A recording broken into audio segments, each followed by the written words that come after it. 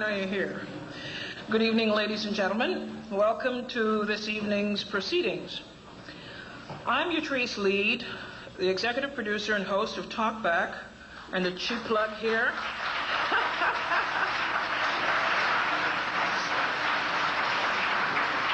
Which airs from 3 to 5 p.m. I have to plug my program, Monday through Thursday, on your favorite radio station, which is what?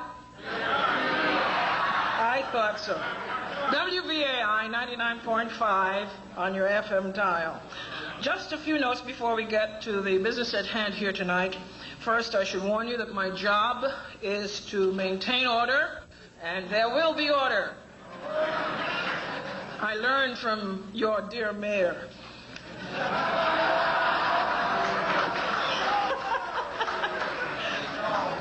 A little humor. And order we shall have. Yes, your enthusiasm is strongly encouraged. But please, don't attempt to throw chairs. We want every last word from our participants to be heard, so I ask that you be quiet to allow them the opportunity to present their views. And so we will move on. If you must move around, try to be as quiet as possible. I know it's warm. It certainly is warm here. It's going to get hotter too, yes. But they're trying to open up the window or two so we can have some air. Just this afternoon, I got a call in the office, and someone wanted to know what the discussion was to be here tonight. I told him, generally what it was about. He says, "Oh, my God, you mean they're still discussing this stuff?" I said, "Yeah, of course they're still discussing this stuff, because this stuff is the stuff that scholarship is made of and that academic inquiry is made of. Tonight we enter the world of scholars who have diametrically opposing views on the subject of the origins and foundations of what we know today as Western civilization. One school of thought is that it is distinctly African or Afro-Asian in origin. The other, that Western civilization in large measure is the bequest of ancient Greece. Make no mistake, this is not a mere difference of opinion in the ivory tower. The battle itself has become an allegory for something as important as the debate itself. Academic insurgents have breached the ramparts of the Academy's high priesthood, and the battle is as much for the authority to write history and for how to write history. Our task tonight is to ferret out the truth insofar as we can discern it, but more importantly, to question and challenge. And we have 4 incredible people with us tonight, and I'd like to introduce them to you and have them come to the stage as they're introduced. Already on stage is Professor John Henrik Clarke.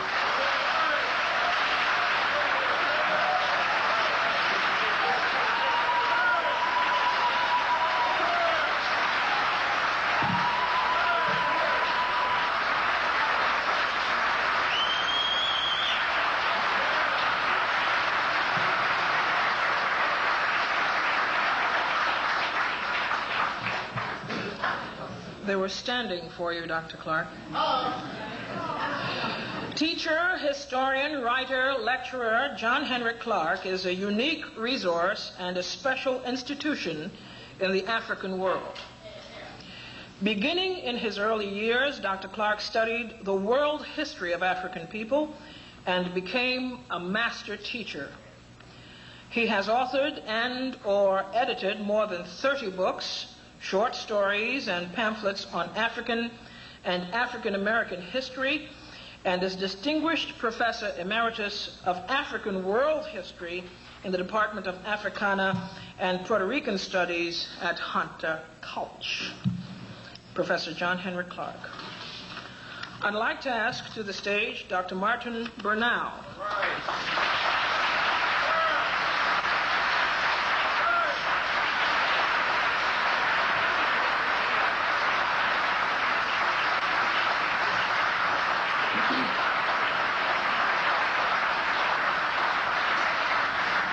Dr. Martin Burnell has been a professor of government at Cornell University since 1972 and an adjunct professor of Near Eastern Studies also at Cornell since 1986.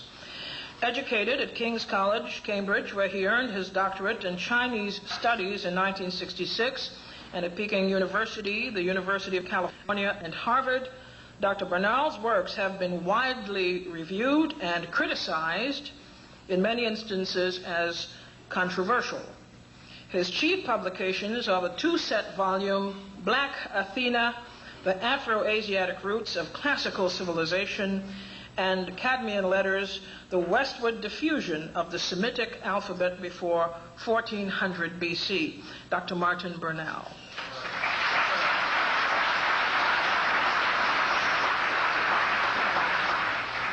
I invite to the stage Professor Mary Lefkowitz.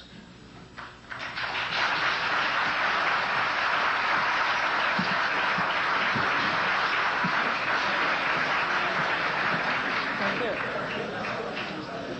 Nice to meet you. Thank you. You can sit right here. Mary Lefkowitz is Andrew Mellon Professor in the Humanities at Wellesley College. She is the author of Not Out of Africa, How Afrocentrism Became an Excuse to Teach Myth as History, and is co-editor of Women's Life in Greece and Rome. With fellow Wesleyan Guy McLean Rogers, she co-edited Black Athena Revisited, a collection of 20 essays by scholars from a broad range of disciplines who take dead aim at Dr. Burnell's Black Athena specifically, but contend generally that the Africa-centeredness of scholarship on the roots of what is called classical civilization is blatant revisionism. Dr. Mary Lefkowitz.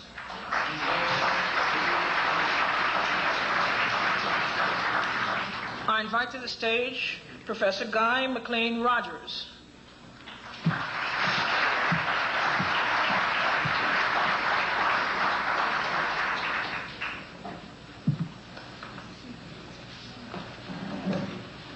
Professor Rogers, as I said, is also at Wellesley College, where he is an associate professor of Greek and history.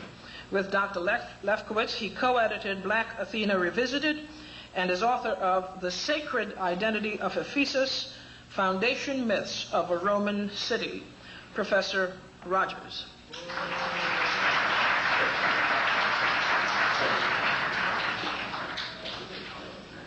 So here we have a rather distinguished panel, and I would like them first to begin with their conclusions.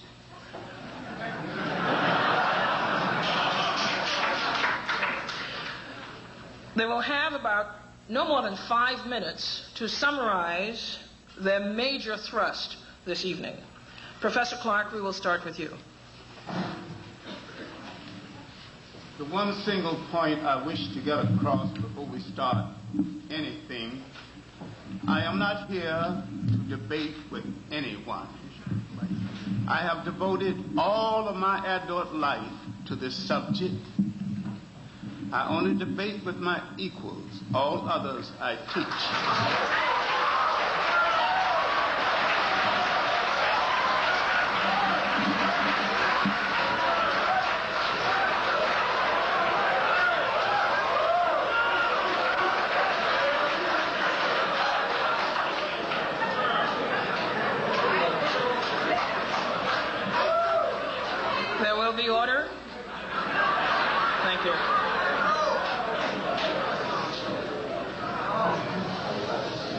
Shall we continue or what? I'm not clear. Go ahead, Dr. Clarke. You trees. Go ahead, Dr. Clarke. Broadly speaking, honestly speaking, the book, Not Out of Africa, a good sophomore effort, is not really about Not Out of Africa. Last year it was the bell curve. This year is not out of Africa. Next year, it'll be something else. This is part of a world war against the role of African people in the history of the world. If we began history, began mankind, how is it that the last branch of the human race to enter that arena, marked civilization, now think they brought civilization? Now, it is part of a war over and above Professor Lefkowitz's book and over and above her political naivete. Her naivete is about what is happening in the Western world. There was a recent book called The Tribes. It diagrammed every people, major people on the earth, searching for a piece of turf for themselves. It left out the African people because the other people, including Asian imperialists, have plans to take over Africa. There have been several articles in the New York Times advocating the recolonization of Africa. This book and other literature of this nature mean to prepare the world to accept a rationalization for the re-enslavement of Africa. Now, and when you deal with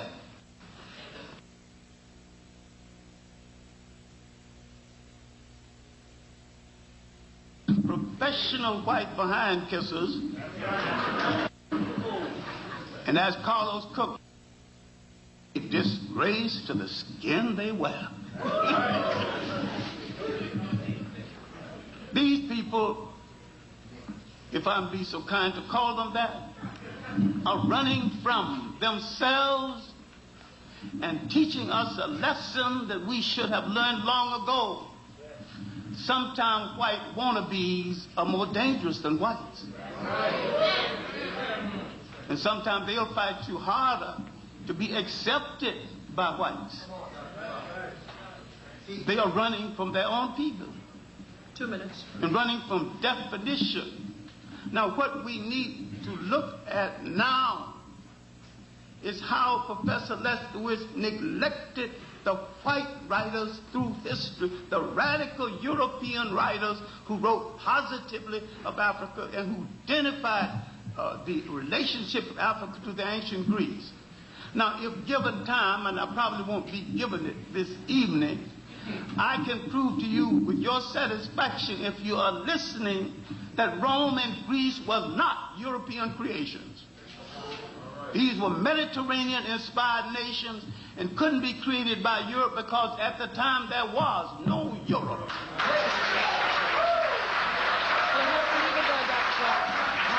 We'll have to leave it there. We'll have to leave it there for the moment. All right. Thank you very much.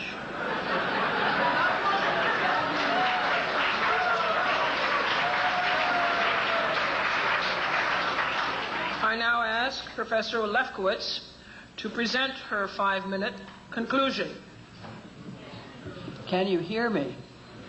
Maybe you don't want to hear me.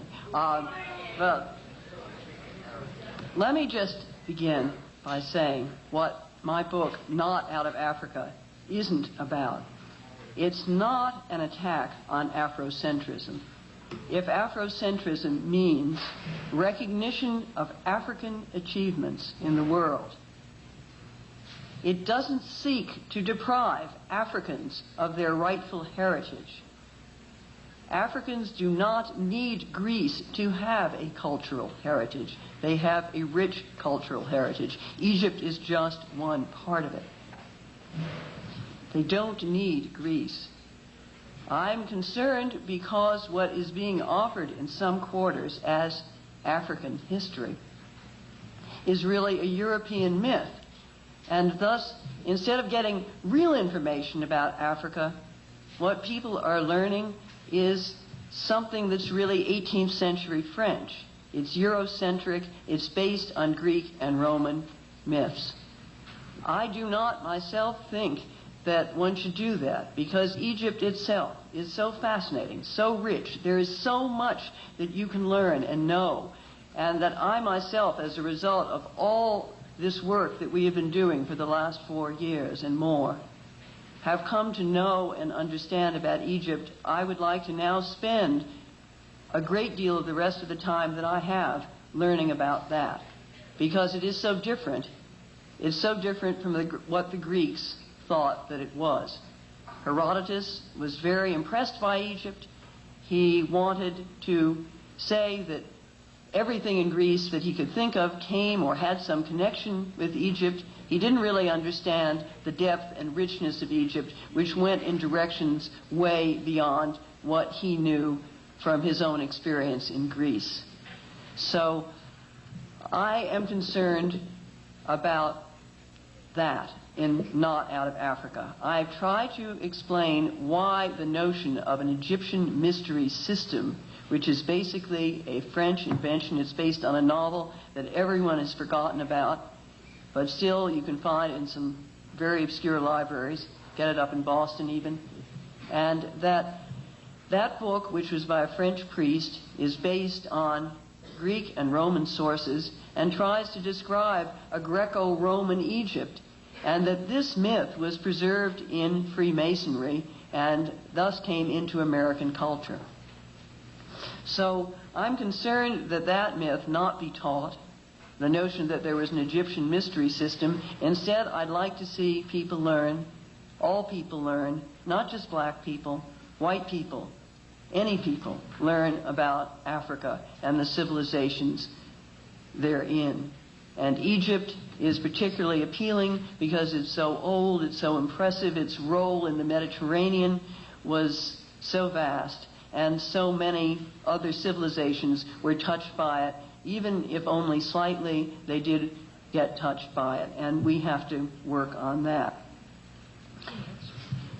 I would like to say, just in my last 2 minutes, that from my point of view and the point of view of my colleague Guy Rogers, the ancient world is multicultural, and that one cannot study any one bit of it without studying every other bit of it. And the debate tonight, and I hope the debate will go on for many, many years because so many of us will learn from it, that debate should investigate the degree and extent of those links.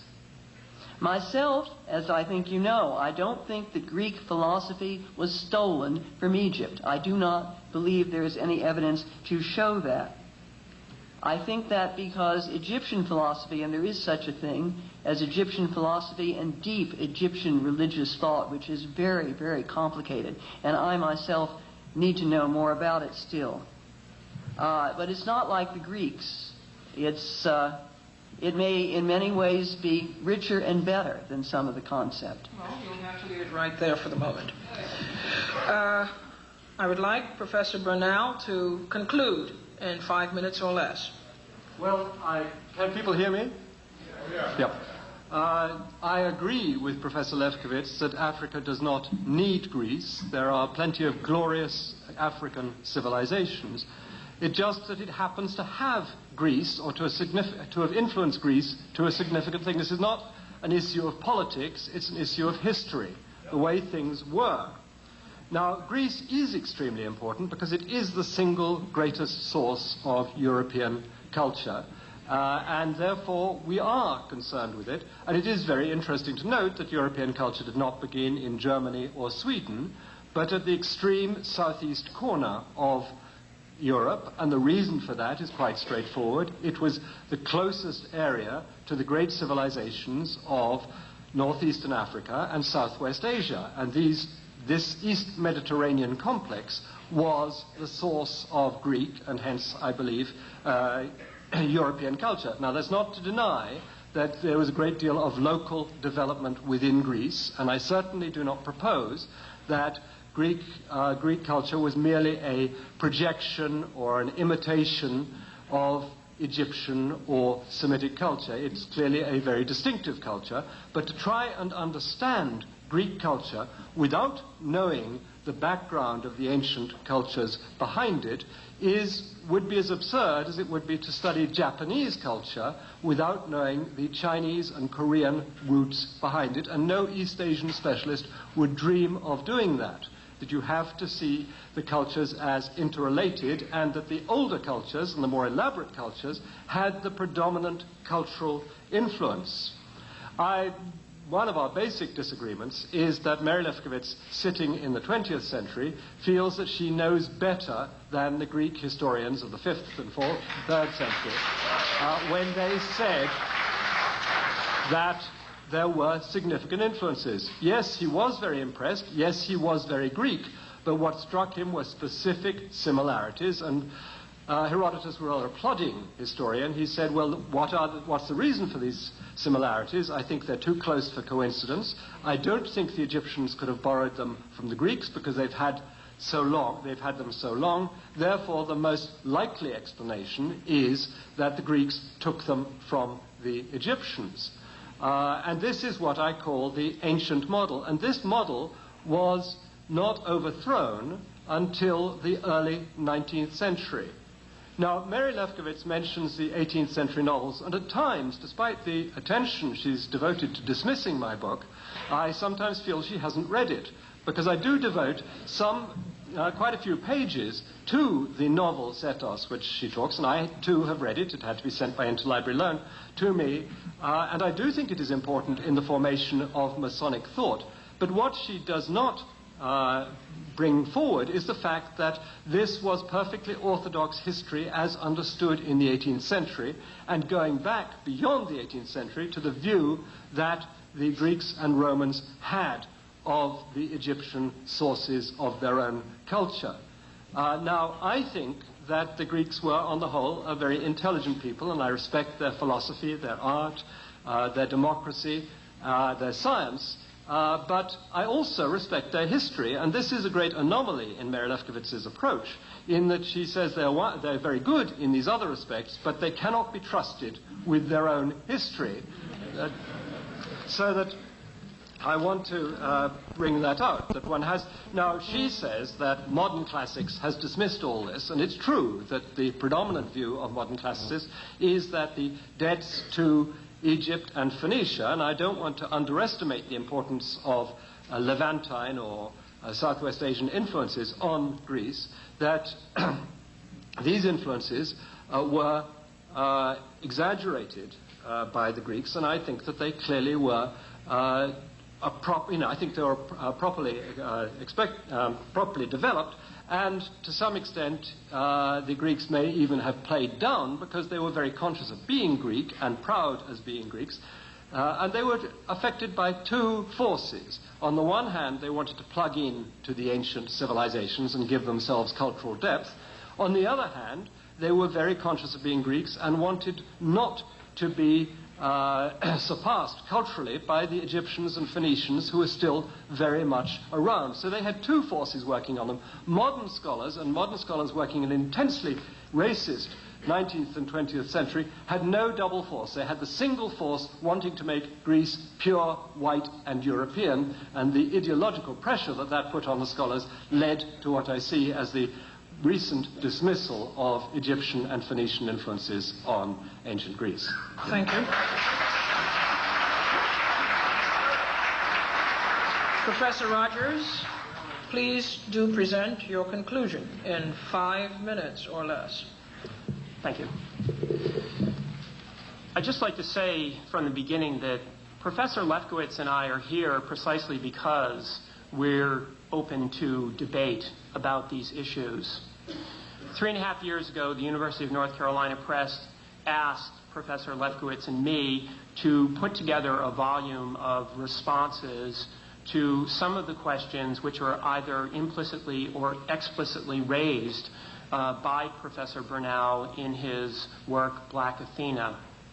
And what I would like to do for just a couple of minutes here, and perhaps expand upon this a little bit later, is to set out some of those questions and to give you some sort of sense of what the preliminary answers to the questions that the contributors to our volume found. Obviously, among the important questions that people have been concerned with, number one, were the ancient Egyptians black? 2, did the ancient Egyptians or the Hyksos colonize Greece? 3, did the ancient Egyptians or the Phoenicians massively influence the early Greeks in the areas of language, religion, science, or philosophy? 4, did 18th and 19th century scholars obscure the Afro-Asiatic roots of classical civilization for reasons of racism and anti-Semitism?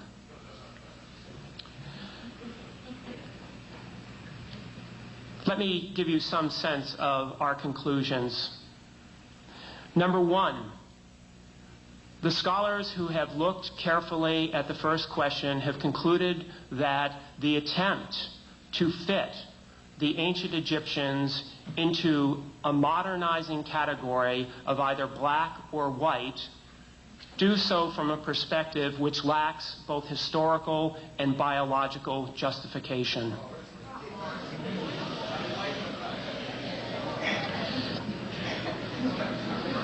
Did the ancient Egyptians or the Hyksos colonize what would later become Greek lands in the second millennium?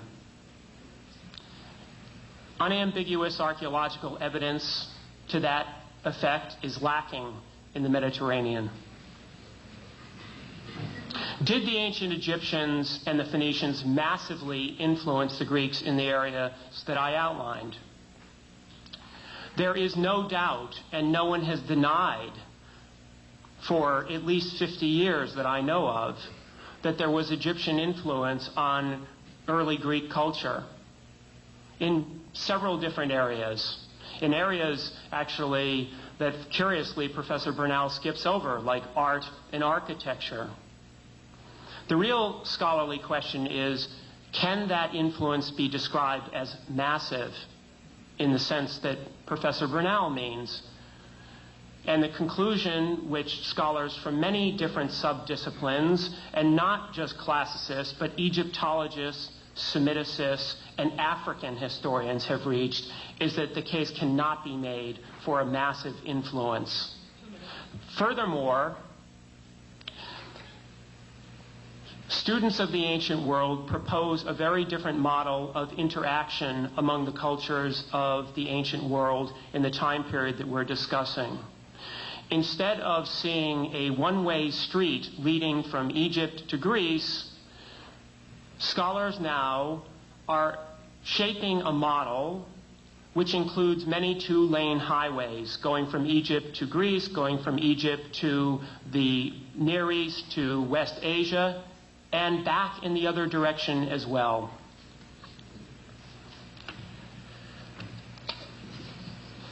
What about racism and anti-Semitism in 18th and 19th century historiography? Yes, there were some scholars who operated from a framework which we would consider to be both racist and anti-Semitic. But an undifferentiated picture of racism and anti-Semitism cannot be sustained on the basis of the evidence. Well, you've heard their conclusions, and we'll get to the amplification of their conclusions as we go on in the evening. But I wanted first to ask each of the discussants tonight how they came to this particular area of study, and how scholastically have they undertaken comparative analysis in this particular area of study. How, in effect, are you preparing, or have you prepared yourself? We'll start at this end of the table and go straight down. All right. Yes. I'm not sure I quite understand what you're asking. Are you asking how we became interested, or what our scholarly preparation was? Both. And Both. I'm asking particularly, inasmuch as you exert influence by virtue of your scholarship in this area, I'm asking, how do you defend your scholarship in this area? How did you acquire your scholarship in this area? Okay. In a way, I am, I think, an example of the kind of training that Professor Bernal has been calling for, because I have the advantage of not having an undergraduate degree in classics, but an undergraduate degree in ancient history, which included, where I was taught, not only Greece and Rome, but also Egypt and Persia and Phoenicia and Palestine. So that's my preparation. How do I defend my scholarship? I don't have to defend all of the different areas which are raised by Black Athena or issues that we're talking about. The whole point of putting together a collected volume with scholarly views by different people is to offer different perspectives on these questions. My own particular expertise happens to be in the eastern part of the Mediterranean from about 1200 BCE to 300 CE. So are you saying that you were a facilitator of a frontal assault? A frontal assault on what? As opposed to, in this book, Black Athena Revisited. If you're saying that you're not yourself prepared to defend the scholarship in this book. No, I'm not saying that at all. I'm certainly prepared to defend the scholarship in this book, but I don't claim, and I don't think that anyone else would claim to be an expert in the 27 different fields which Professor Bernal raises.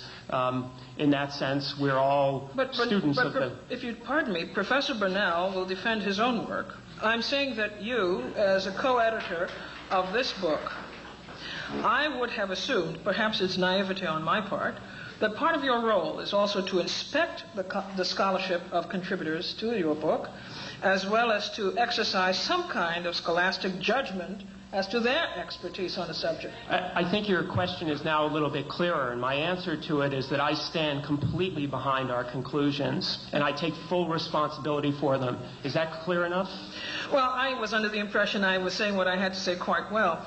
You evidently are having difficulty trying to understand, and that's an entirely different problem, one which I'm happy to say belongs almost singularly to you. Professor Lefkowitz, how did you come by your scholarship in this area, and how do you defend your scholarship in this area?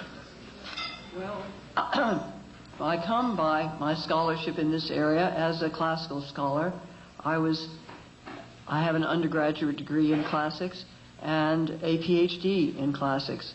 My work has been widely through the whole field of Greece and Rome. I became particularly interested in a neglected field. It was neglected entirely when I came to it, which was the study of women in the ancient world. Half of the women in Greece and Rome, and I think elsewhere in the ancient world as well, were simply, half the people were ignored. So I became very interested in that and spent a lot of time on that, which involves many different periods of antiquity. I got interested in this subject because I was asked to write a review for the New Republic magazine of Martin Bernal's 2 volumes, and at the same time I was asked to consider such influential and important books as George G.M. James's Stolen Legacy. So that's how I got into this. My perspective is simply that of a person who seeks to understand history and who uses evidence. I defend myself by citing my sources and the materials. Anyone can check these references.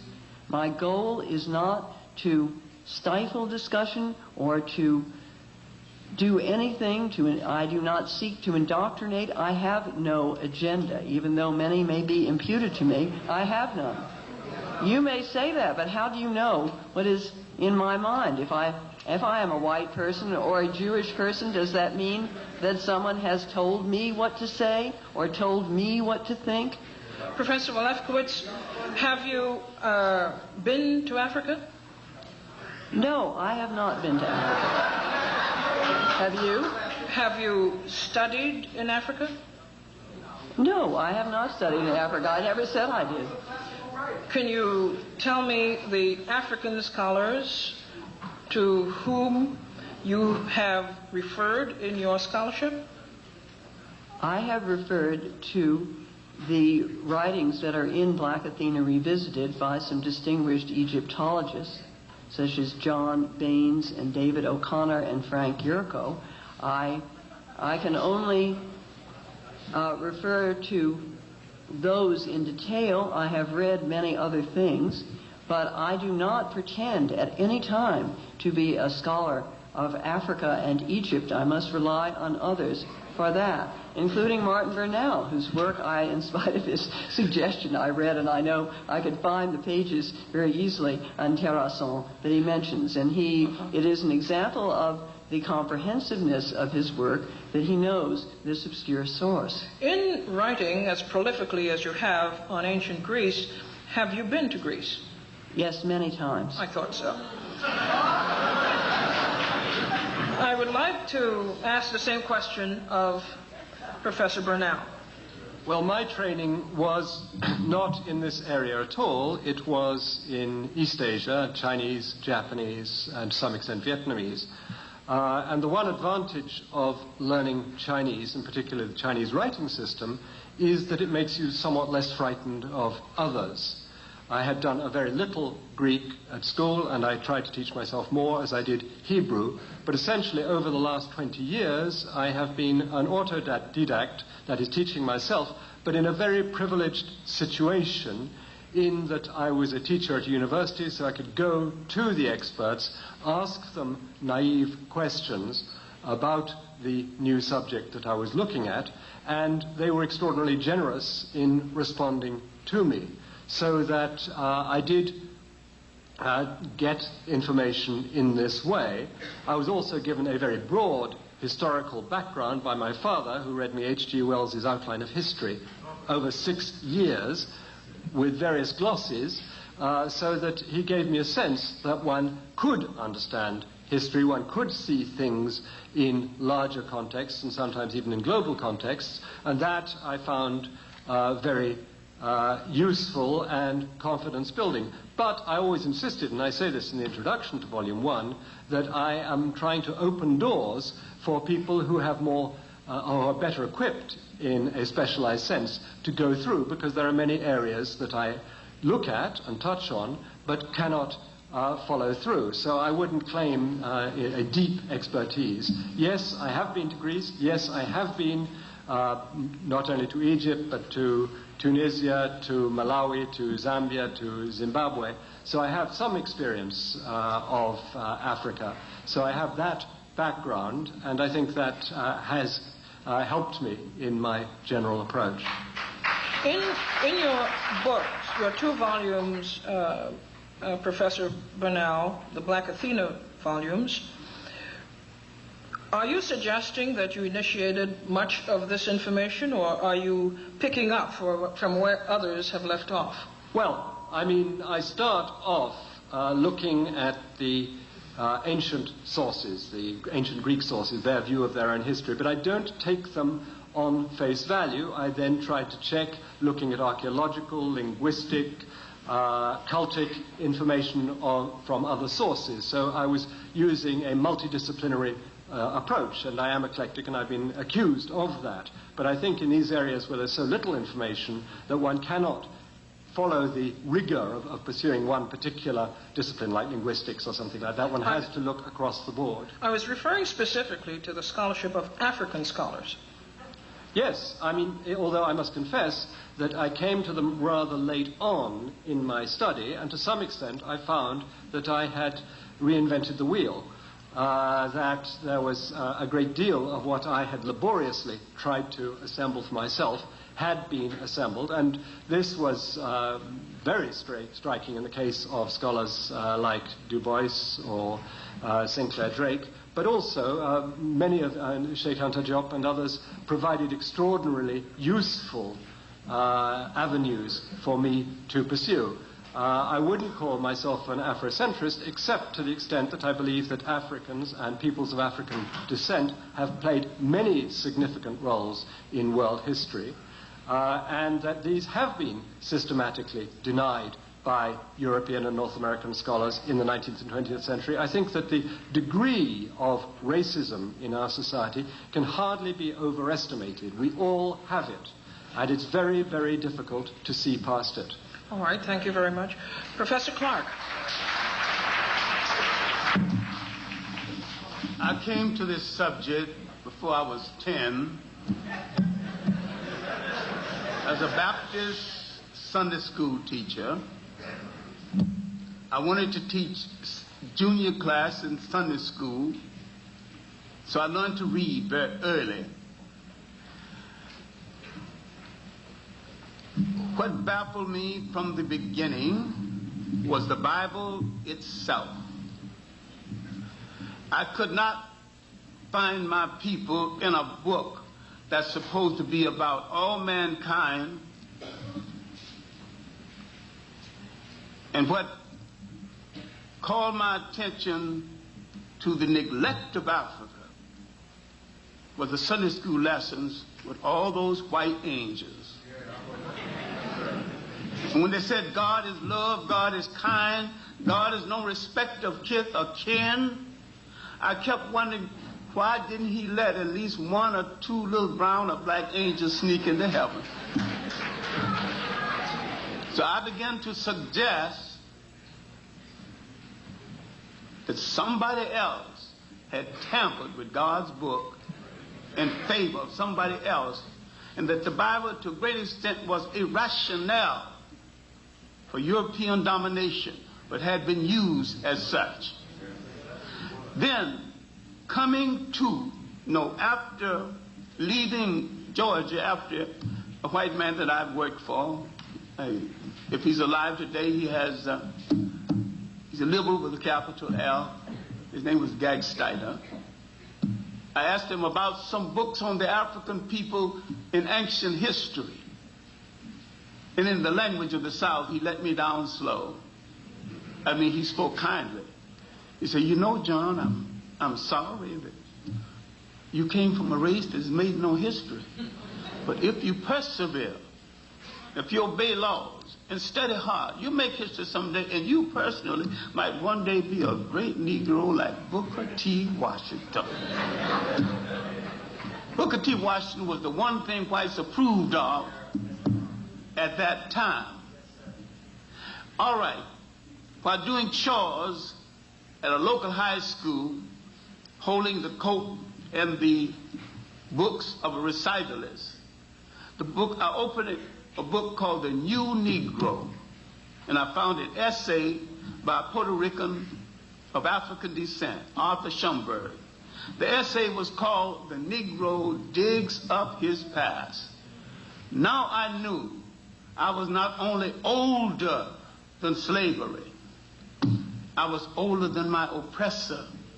And my oppressor was the last branch of the human race to enter that arena. Mock civilization. Don't get mad, get smart, prove me wrong. Now, in the Old Harlem History Club, under Willis and Huggins, long since dead, John Jackson, who died only a few years ago, we had to take up a collection to bury him,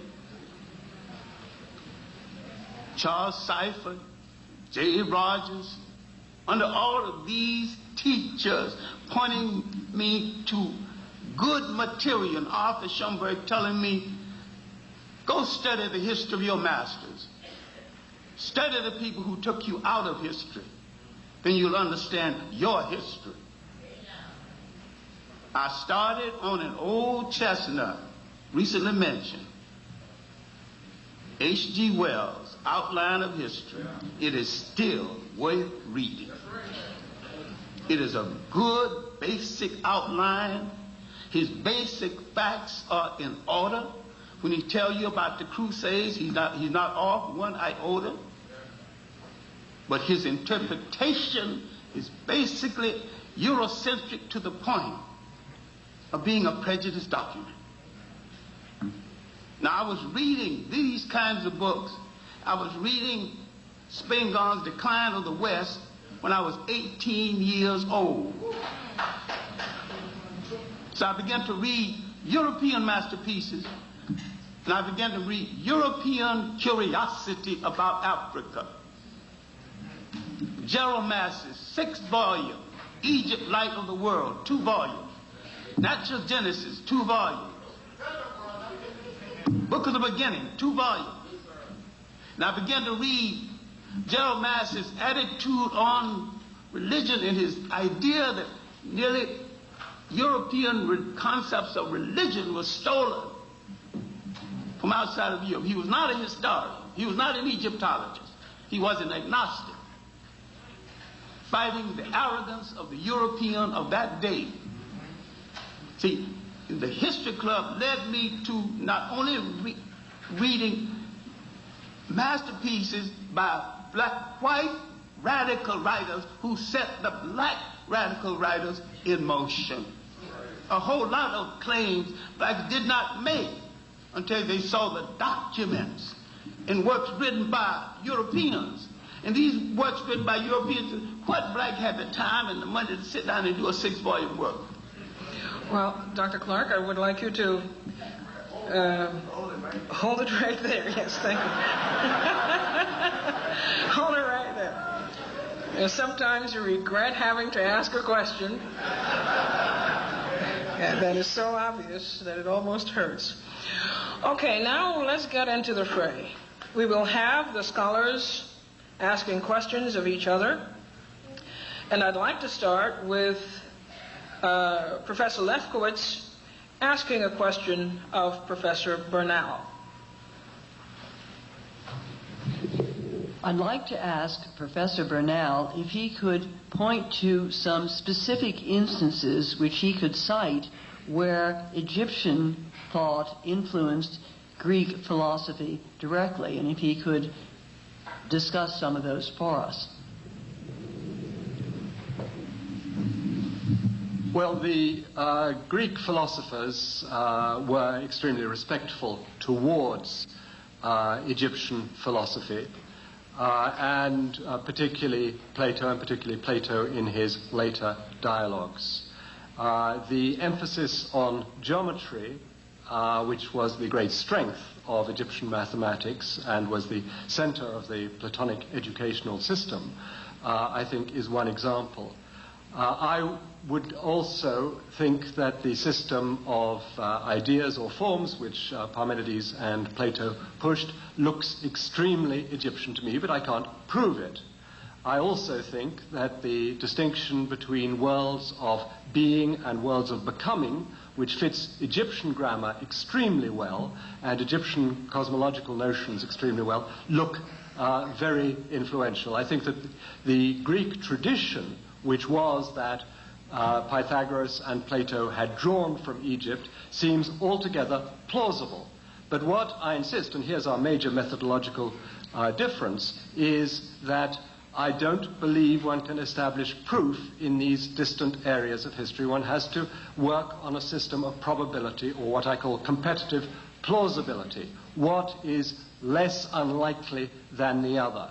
Given the closeness of the two countries geographically, the contact that we know was taking place in the 6th and 5th century, when Greek philosophy began to be formed, the likelihood of contact is extremely high, and I think if anyone should have to prove anything, it should be those who would deny that there were significant Egyptian influences on Greek philosophy at this time, as the Greeks themselves associated the word philosophy with Egypt in their earliest references to it. It seems very strange that the people who maintain the Greeks' own tradition on this subject should be asked to prove their case rather than those who challenge it.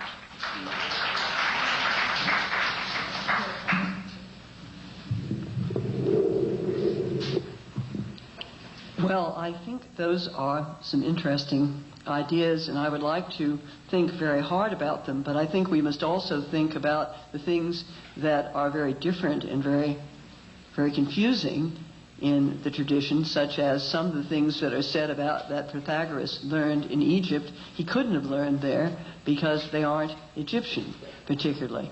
There are some mistakes that are made in the Greek understanding of Egypt.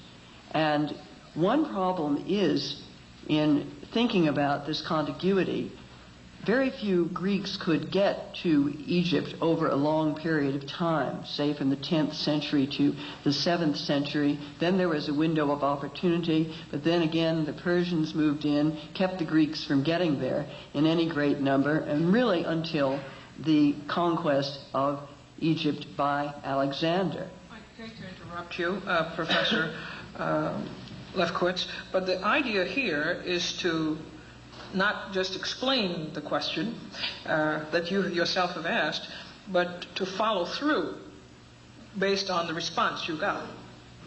Well, I thought that's what I was doing, but... All right, well then, actually we differ there.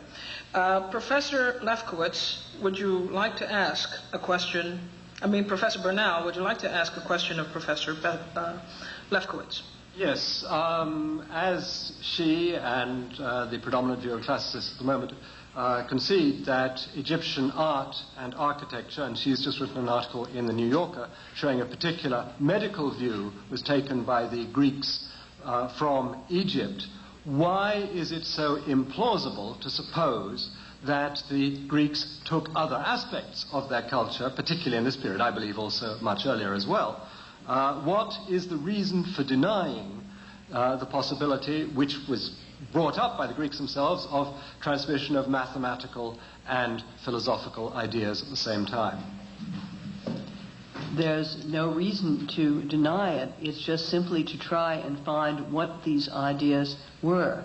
Now, in the case of the medical thing that you mentioned, it happens to be a particularly wrong idea, and of course, wrong ideas can be transmitted as well as right ideas. And this is one thing that in tracing the history of the world, we tend to concentrate so much on the glorious achievements and the glories of Greece, the glories of Egypt. There are also some non-glories, and some of the medical ideas were one of them. I think we're all very lucky not to have been living at that time.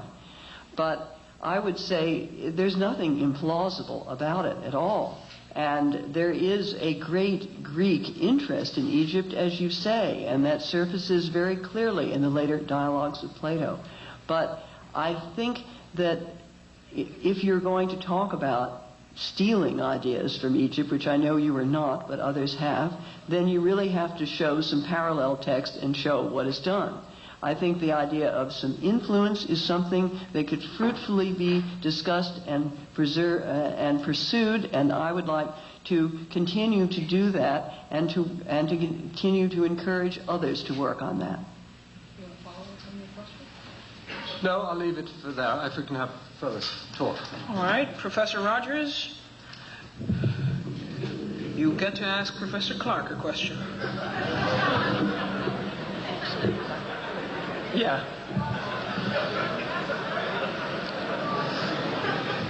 I hardly know where to begin.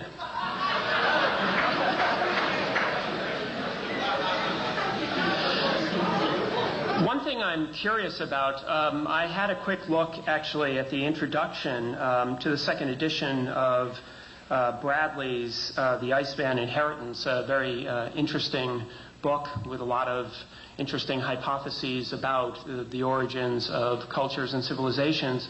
Professor Clarke wrote an introduction to the second edition to it in which he stated that the first show of European literary intelligence surfaced around 1250 BCE with the publication of two books of folklore, the Odyssey and the Iliad. And that struck me as somewhat curious because, in fact, as far as most scholars seem to be able to tell, the Iliad and the Odyssey were composed actually orally and didn't reach a literary form, if you mean by that a written form, until probably the 6th century BCE in Athens. There are obviously texts from Mycenae and Crete and elsewhere with real Greek in a literary form from before 1250, in fact, going back probably to 1600 or so.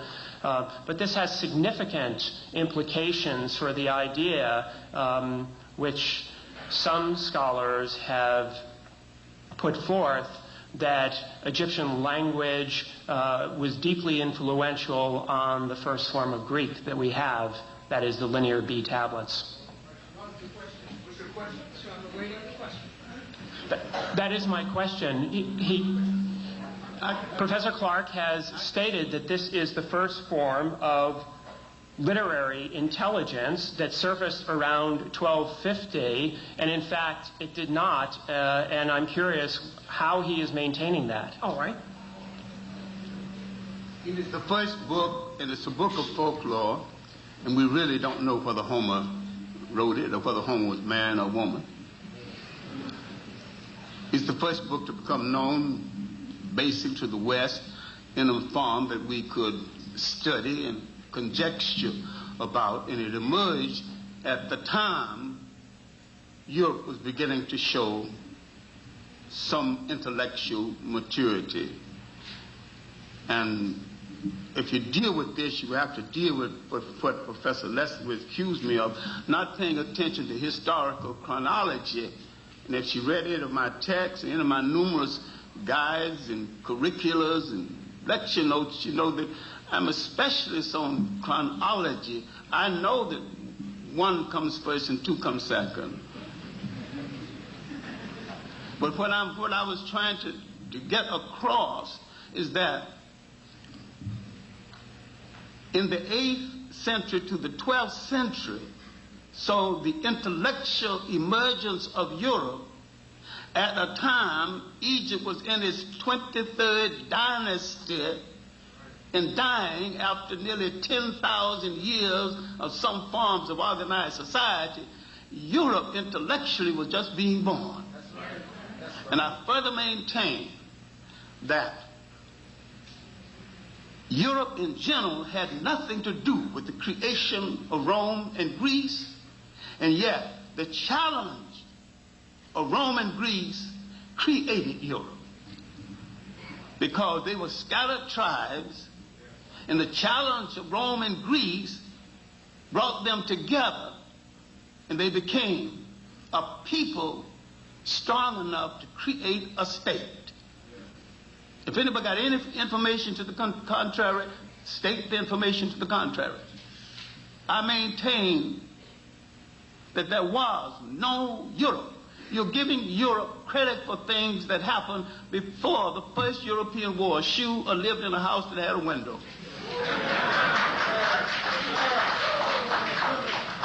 And I'm saying that you have not read, not just Massey, Joe Massey, and his European disciple, Churchward, Signs and Symbols of Primordial Man, the Origins of Religions, and his extensive work on Freemasonry. You've not read the American disciple of Massey, Alvin Boyd Kuhn, Who is This King of Glory, one of the best written books on the Christ story, where he proves that the basis of European spirituality was taken directly from Africa. Professor Rogers, would you like to follow on your question? No one is actually maintaining that literary Greek culture pre-existed any number of Near Eastern cultures. Again, I find it a bit curious that... Except Egypt is physically part of Africa, created by the Africans from the South. Even if I concede or admit or agree with you that Egypt is part of Africa, what I'm about to say...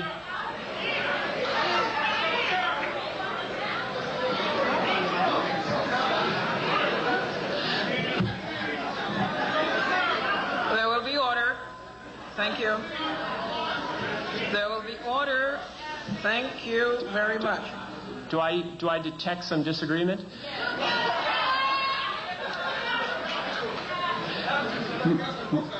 My point was going to be that the most recent scholarship about the genesis of those two oral epics, the Iliad and the Odyssey, points, in fact, in another direction to influence, and that is, in fact, the Hittite Empire, whose documents we can read very easily, and there may well be independent confirmation of the historicity of some form of a Trojan War in those documents. And so what I'm really asking is, why is it that we're just really looking in one direction when we're talking about the origins of Greek civilization?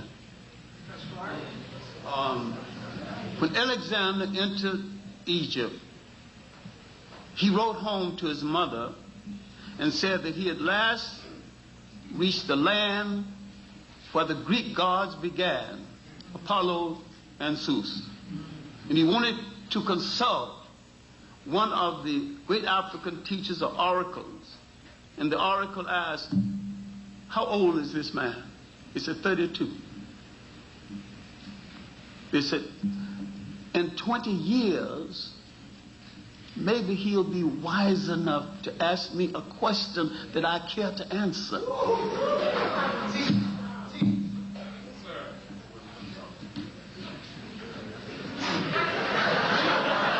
Professor Clarke, would you like to ask Professor Rogers a question?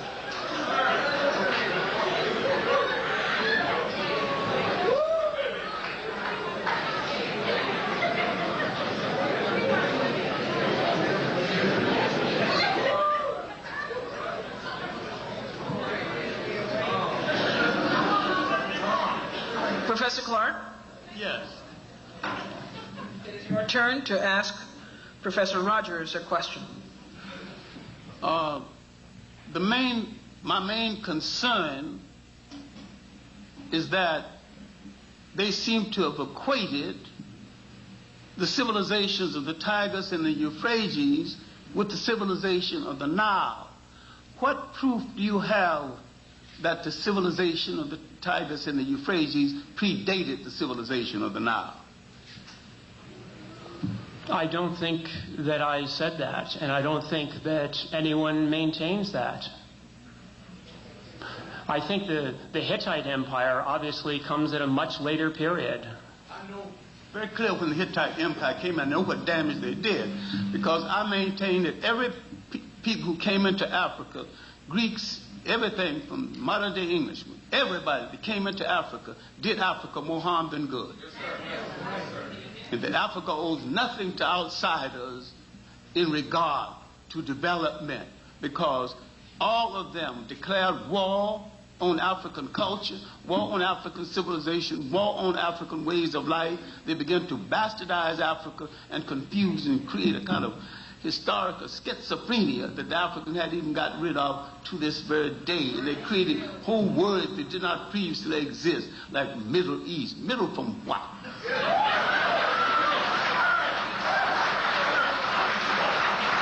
In round two, we will continue. Professor Clarke, you will ask the first question in round two of Professor Mary Lefkowitz. At your own admission, you encountered J.A. Rogers 4 or 5 years ago. J.A. Rogers didn't say he was a historian. He was a searcher trying to find the role of the African personality in world history. He worked over 50 years of his life, gave his service, died broke. What gives you the audacity to think that you can dismiss Rogers out of hand, and what gave you the maturity to think that you can judge a writer like Sheikh Anta Diop, the finest historical writer we have produced in the 20th century? Sir, what's the deal with that?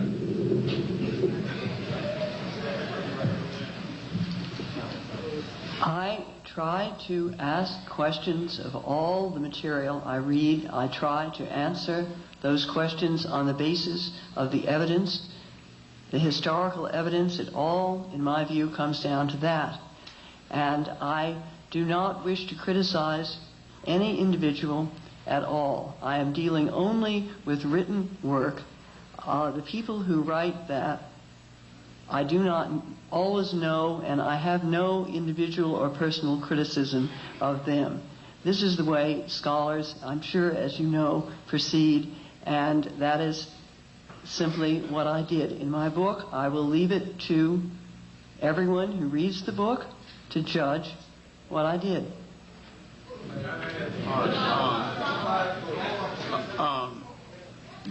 I think you have emphasized too much the word black, and we've made the same mistake. Black tells you how you look, but it don't tell you who you are. The proper name of a people must always relate to land, history, and culture. I did not say Cleopatra was black. I quoted someone else who inferred that. My defense of Cleopatra is not on her blackness, but on no matter whatever she was born in Africa. Her manipulation of Mark Antony and Caesar kept the worst aspect of Roman rule from the backs of Africa. I defend her as an African nationalist. And that's a good defense. And no matter what she did with her wares in and out of bed, there's a whole lot of people got less for it. Professor Lefkowitz, you may ask a question of Professor Clarke.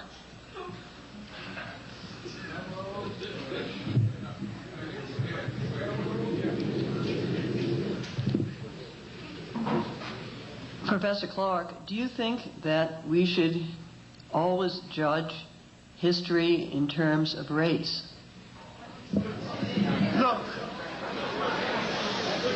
there was no such thing as race in the psyche of the world until the Europeans put it into the psyche of the world.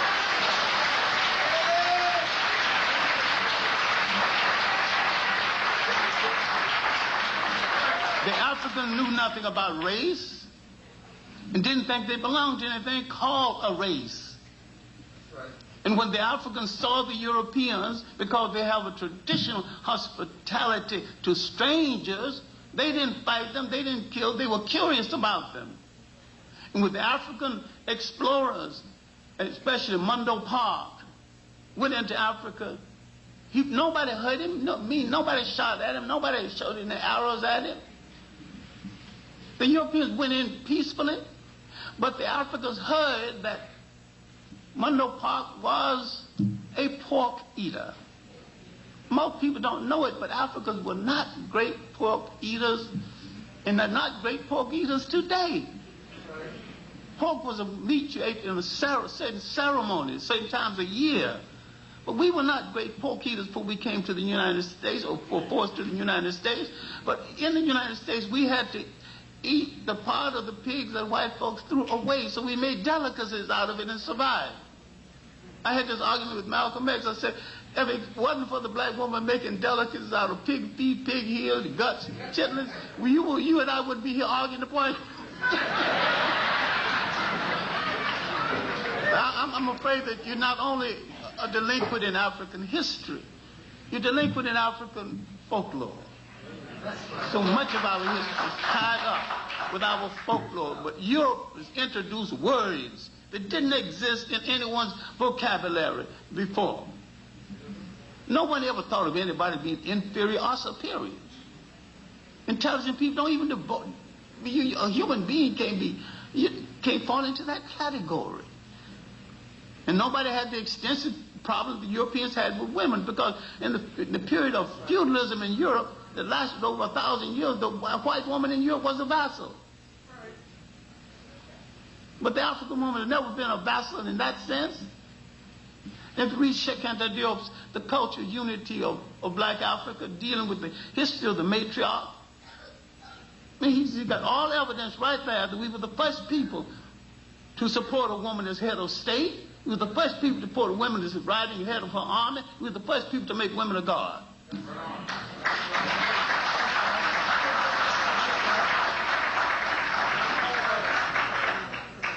I'd like to ask Dr. Bernal to ask of Dr. Rogers a question.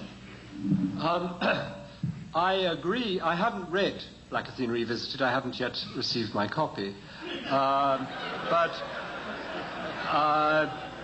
I do know who the contributors are, and I have read the reviews they wrote, and these reviews, I'm told, are very similar to the ones that originally appeared. So the title Revisited is slightly misleading because these were immediate responses in the heat of polemic.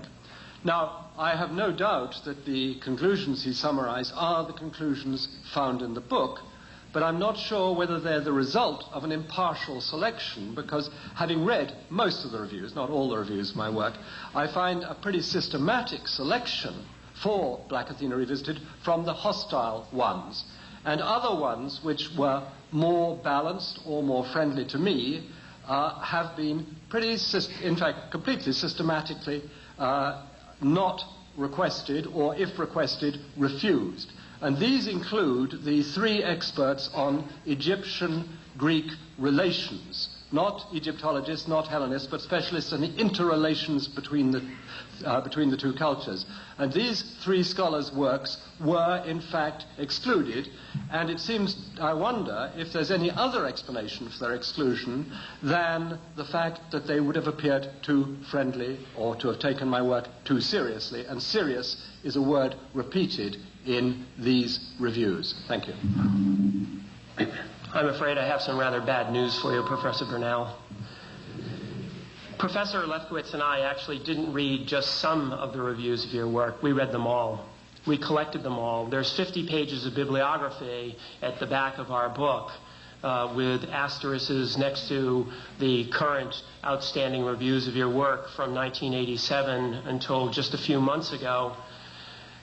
As for the selection process of the essays that went into it, I have to say to you that we, in fact, do believe that we have given a representative sample.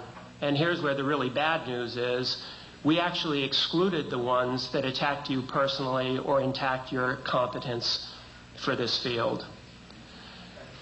As far as the 3 experts on Greek-Egyptian relations are concerned, 2 of them that you're referring to must be Eric Klein and Stanley Burstein. Eric Klein has written several articles about those relations. We, in fact, did ask him if he wanted to contribute, but he couldn't meet our deadline. When he eventually did, I'm afraid to tell you that his essay did not actually agree completely with your conclusions, but the reason why it wasn't in the collection was that it came in too late. As far as Professor Burstein is concerned, I'm afraid that his essay was much more critical than you seem to believe. So that really is the explanation, I think, for those omissions. I might say that as far as our editorial posture was concerned, we realized that these are sensitive, difficult issues. And we fully expected that we would be in this room here tonight. We didn't know the date, but we knew we'd be here. And so what we tried to do, was we tried to have what we call full disclosure.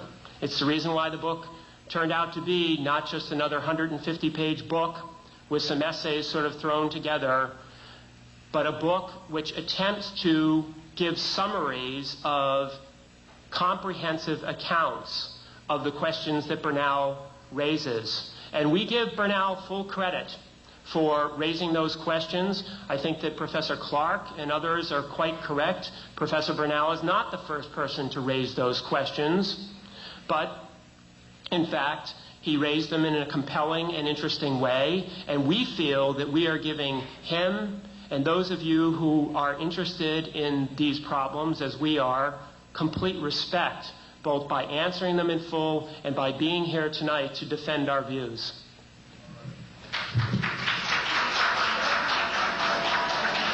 I want to just, if I might... yes, please do. I'm sorry.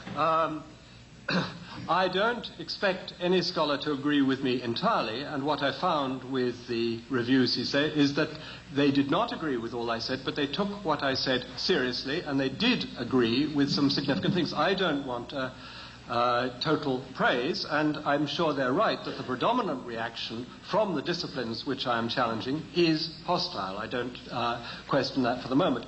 But the selection does include, I'm told, personal attacks on me as being a baby and various other things. So I don't think they've been quite so scrupulous as far as that is concerned.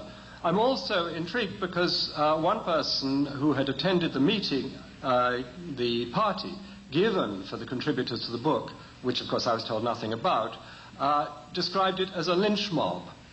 Another mutual friend of Mary's and mine refers to it regularly as the shit on Bernal book. And so I think there are very different perceptions of this book. Is that a title that you come up with on the spot, or is it something you've been thinking about, Professor Bernal? It's a title that a mutual friend of Mary's and mine uses regularly. He's a colleague at Cornell. It's not, I wouldn't have thought that up. I think that if you look carefully, and I'm sorry,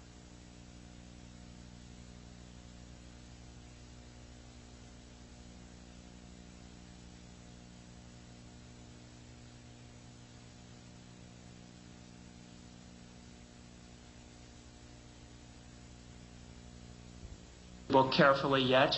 I think when you do, you will see that there are not very many ad hominem attacks in it, although I find your defensiveness about that somewhat curious, since in Black Athena volumes 1 and 2, part of your methodology has involved actually contextualizing people and talking about their family relations, their own personal backgrounds. And so I'm a little bit puzzled by that kind of response. I have no objection to people attacking me personally.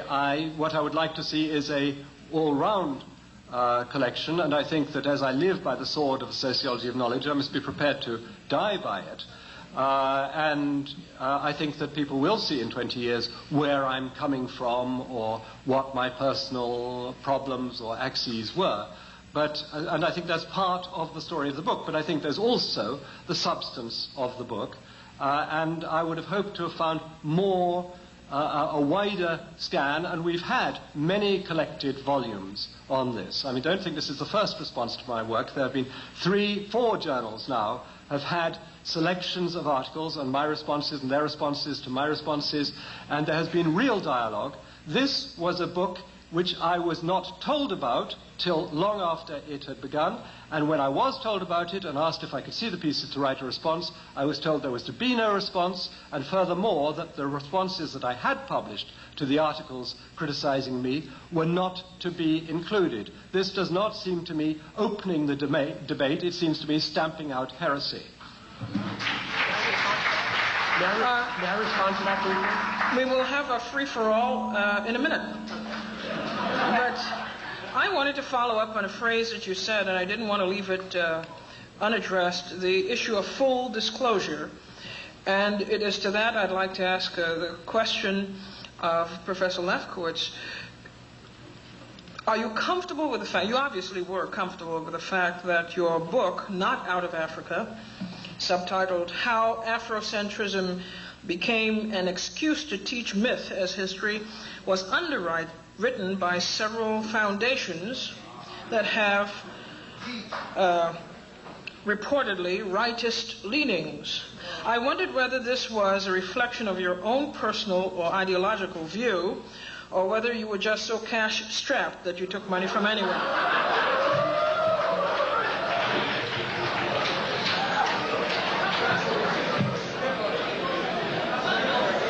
No one tells me what to think, and no one tells me what to say except me, and the main financing of this book was out of my own pocket. But surely you can appreciate the color of accepting funds from foundations that do not enjoy wide acclaim and receptivity.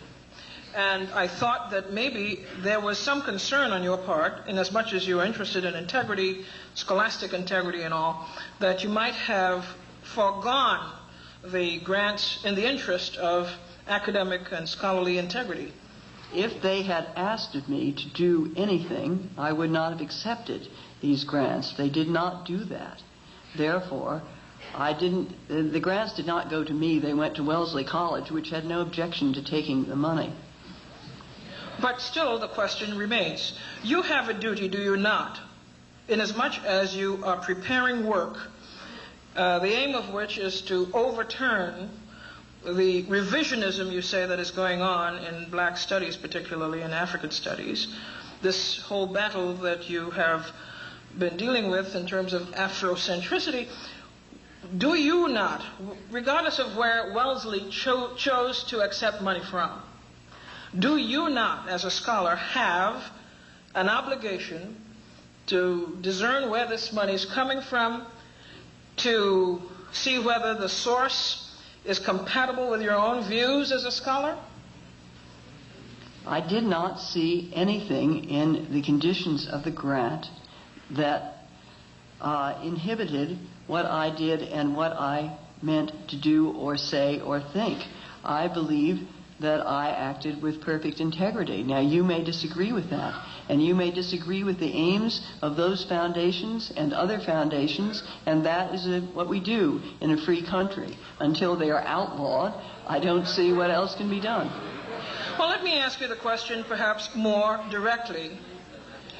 Had there been, say, a foundation to wipe out scholarship of any sort, if such a foundation were to have given money to Wellesley College, would you have found it equally acceptable to take money from such a foundation to further your work?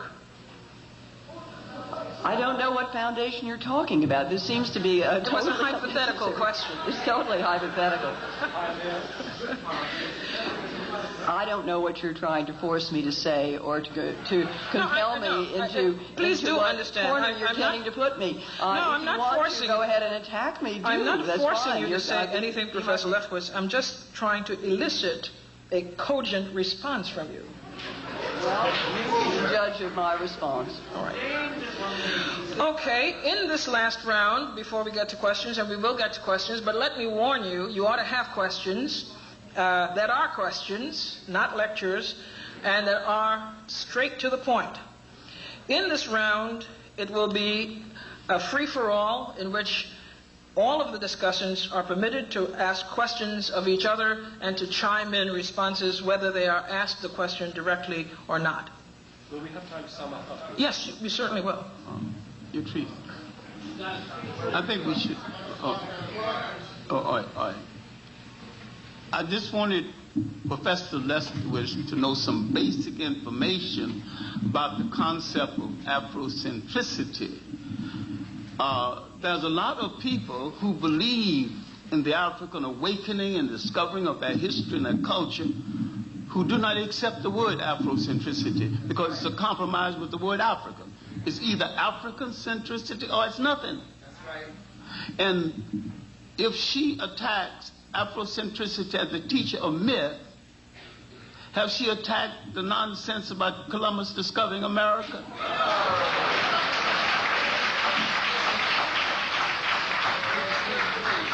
Because he discovered absolutely nothing, and he committed an act of genocide.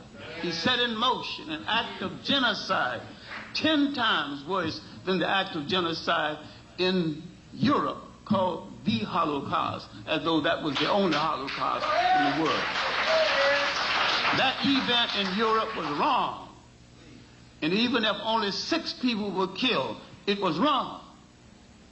But it was a matter started in Europe by Europeans that should have been solved in Europe by Europeans.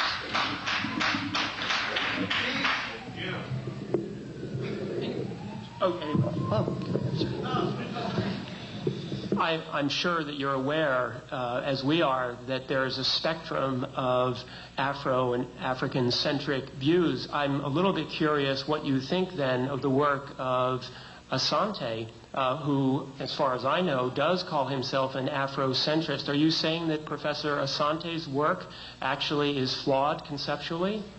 I'm saying that all work under the guise of Afrocentrist is not perfect, but it is an earnest effort to restore Africa to a proper commentary in human history. I think Professor Asante's work is written too fast and that some things he hadn't checked out as well as he need to. And I think too many times Afrocentricity becomes a personality cult, but that don't mean that I'm against African people discovering their history, their literature, their place in the political science of the world. That don't mean that I have not played a role in encouraging people to write about Africans in all the societies of the world. See, your talk keeps telling me what you have not read.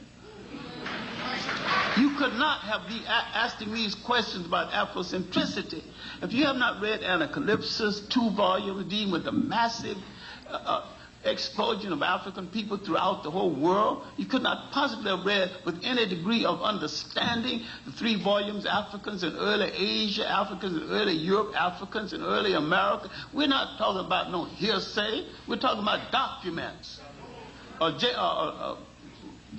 Professor Joseph Harris's book dealing with the global dimensions of the African diaspora. I don't know. I mean, you keep telling me, you keep confessing your ignorance with your questions. You have not read. I'm telling you, before Afrocentricity, radical Europeans had pioneered in this work. Now, I haven't even mentioned the radical black writers that you probably have not read. Now, if you read Chancellor Williams' chapter 2 in the book, Destruction of Black Civilization, read that chapter 2 called Egypt, Ethiopia's oldest daughter. And it deals with the southern African origins of Egypt. If you read a book called Nubia, Corridor to Africa, once more you got it. Also you got the early Arab slave trade. I keep saying nobody came into Africa to do African people any good. After the Romans had disgraced themselves trying to be early Christians, the Africans thought that by accepting Islam, they could get the Romans off of their back. They were right. They did get the Romans off their back. But the Arabs replaced the Romans on their back, and the Arabs are still on their back.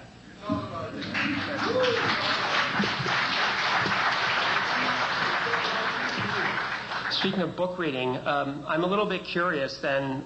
One book I have read is Civilization and Barbarism, in which a scholar that we've talked a little bit about has written that the 18th dynasty in Egypt, quote, colonized all the Aegean Sea and consequently brought the region of the world out of proto-history into the historical cycle of humanity by the introduction of writing, linear A and linear B. And I'm quite curious what Professor Banal thinks of such a hypothesis.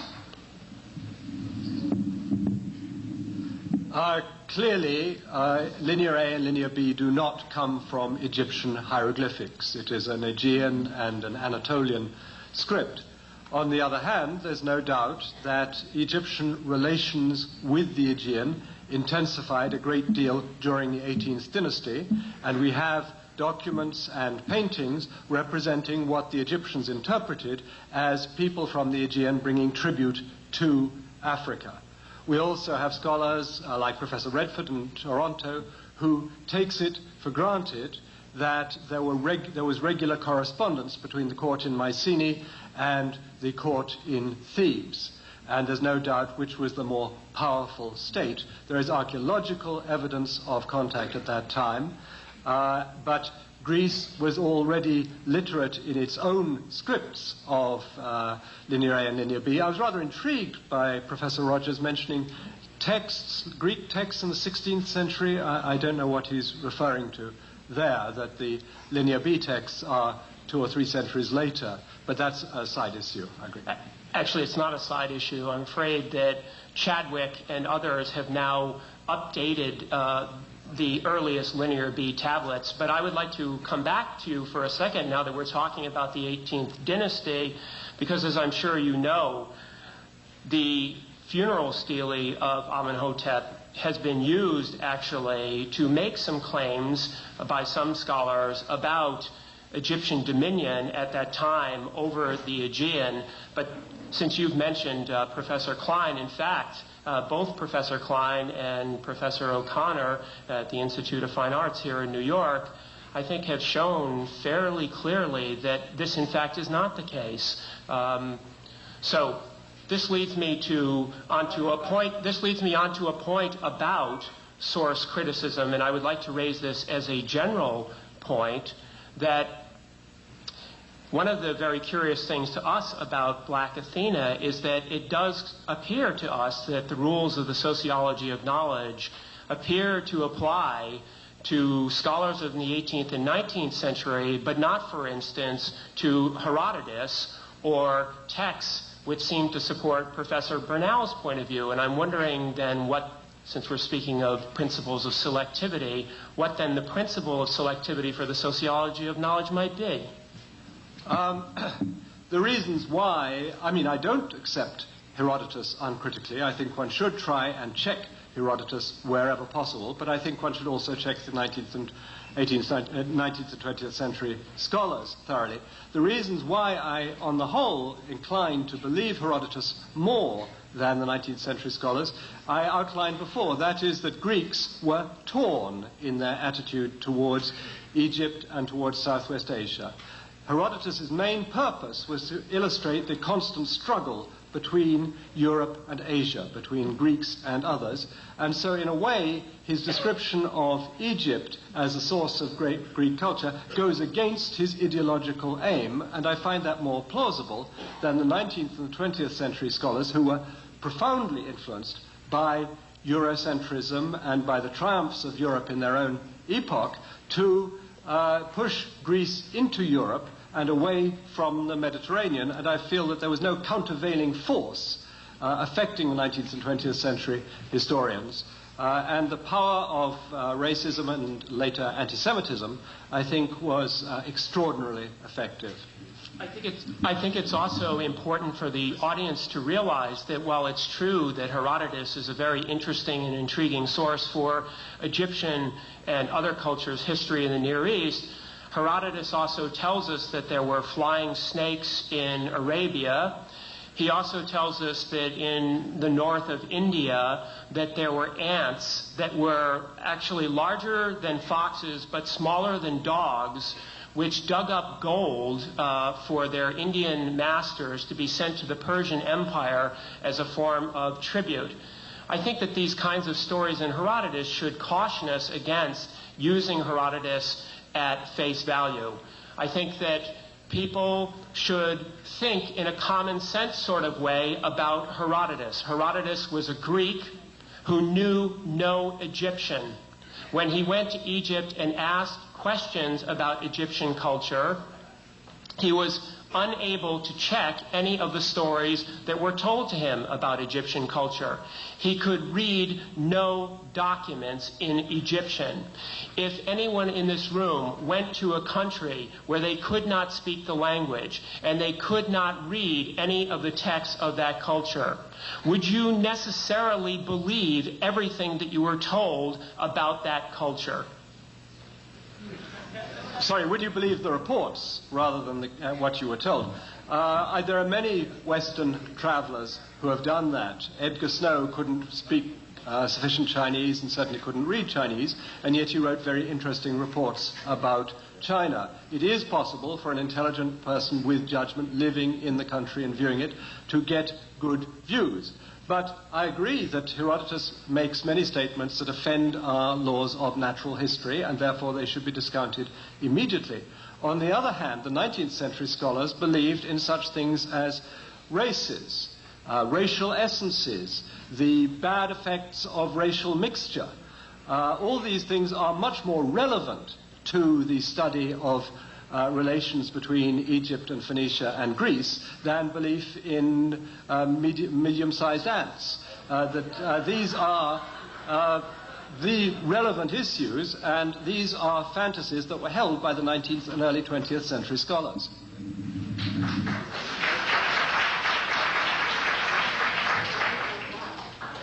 I was surprised that no one mentioned the book When Egypt Ruled the East by Keith Seeley. What you call Western Asia, what is Western Asia, mistakenly called the Middle East, was an extension of Africa itself. It was really Northeast Africa. And the people were interchangeable, and we seem to have neglected this very important aspect of. Then, in looking at Herodotus, Herodotus was no fool. Herodotus was a good reporter. When you told him something he didn't believe, he said he didn't believe. But he said the tint of the complexion of the Ethiopians and the Egyptians seemed to be the same.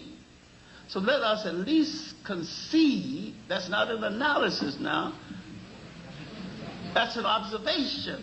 Let us concede that Herodotus at least had good eyesight.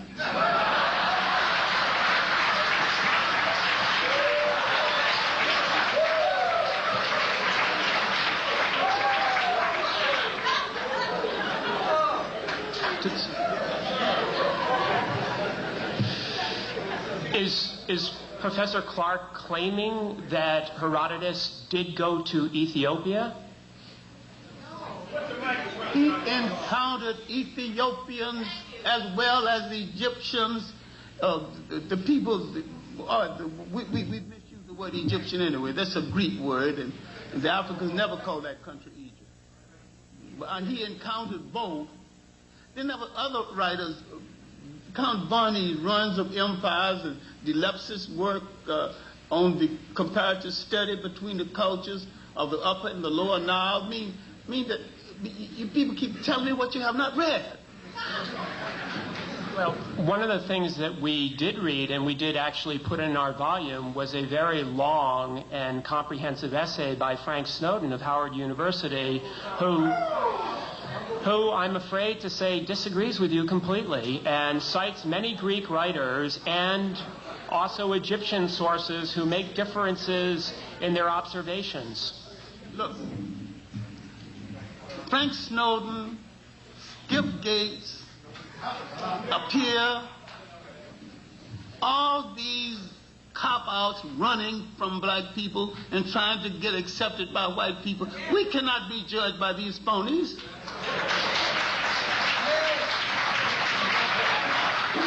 You will not dare judge the Jewish people and their plight in Germany by the Judenrat. These are the Jewish police who chose other Jews to go to the gas chamber. You will not judge Jewish people by that, on that method.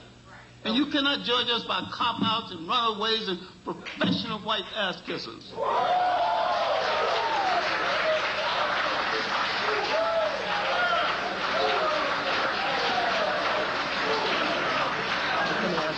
Excuse me. Yes, you're quite right. I don't make judgments upon people based on those kinds of slanders. I judge their evidence. What evidence? But the question arose early in this conversation, Professor Rogers. How prepared are you to be a judge? That was the initial question that I asked you.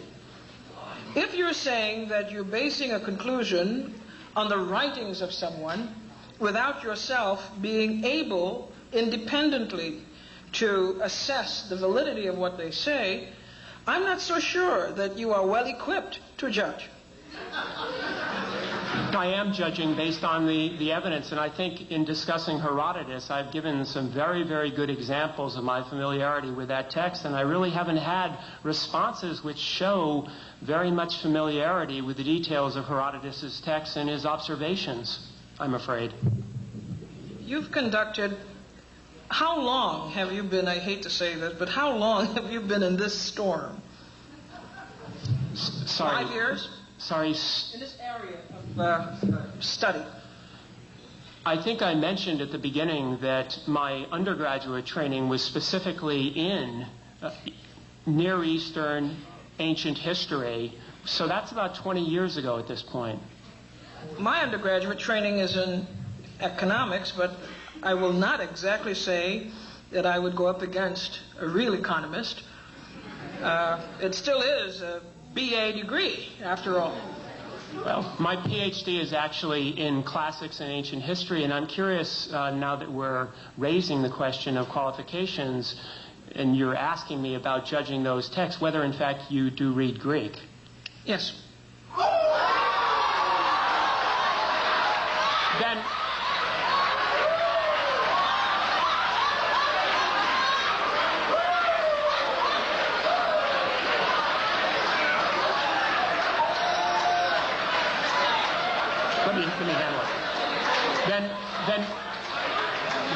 then perhaps you would like to tell me that when Herodotus uses the term melankroes to describe Egyptians, what he means. I go back to my answer. I am not here proclaiming to be an expert on Herodotus or any of the so-called Greek philosophers. But that's a Greek question. No, it's not a Greek question at all. It is a question that you ask an expert, and I am not here claiming to be an expert. I also, in case you would like to know, have a distinction in Latin, and I speak German and French and Spanish, and a distinction in English as well. So I'm somewhat literate.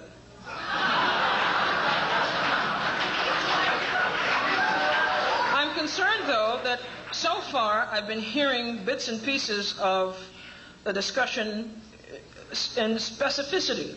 You take fact A and you argue fact A, and you get a response based on fact A. I'm not so sure, though, that you have accomplished the major objective here tonight, which is to argue that bodies of work have no legitimacy. I would like you, in concluding, to at least get to that issue, that entire bodies of work have no legitimacy.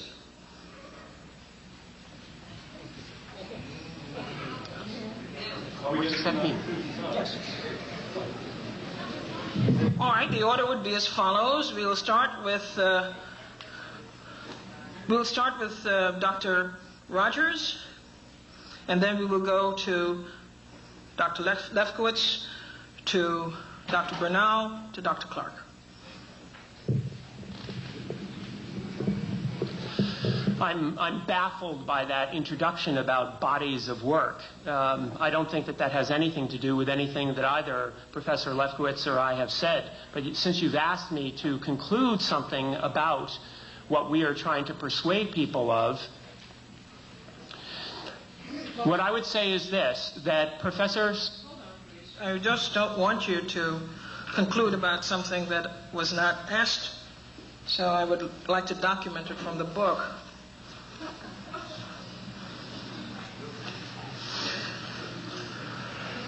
You claim, for example, and I'm reading from the cover, the back cover,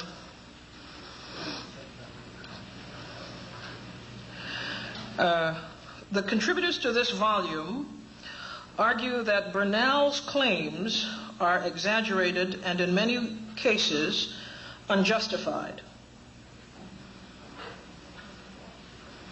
You say also in the work, Bernal proposed a radical reinterpretation of the roots of classical civilization, contending that ancient Greek culture derived from Egypt and Phoenicia, and that European scholars have been biased against the notion of Egyptian and Phoenician influence on Western civilization.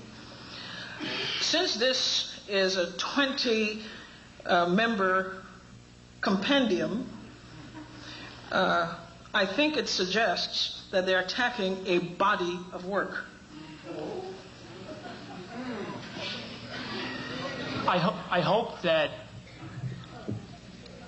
in reading the back jacket cover and our description of Professor Bernal's enterprise, that we've been fair to him insofar as what he takes his project to be about. As far as I understand it, I think it is fair. My conclusion about that has to be framed in terms of what the object of that body of work is about. Professor Bernal says that his object, the cultural purpose, political purpose of Black Athena is to lessen European cultural arrogance. My question is, does it lessen European cultural arrogance to argue that early Greek culture was derived from Egypt and or Phoenicia? If we start out from the premise that we study Egypt or Phoenicia for what they contributed to early Greek culture, my opinion is that we are undervaluing Egypt and Phoenicia. And therefore, the project itself is, in the end, essentially Eurocentric and is its own refutation.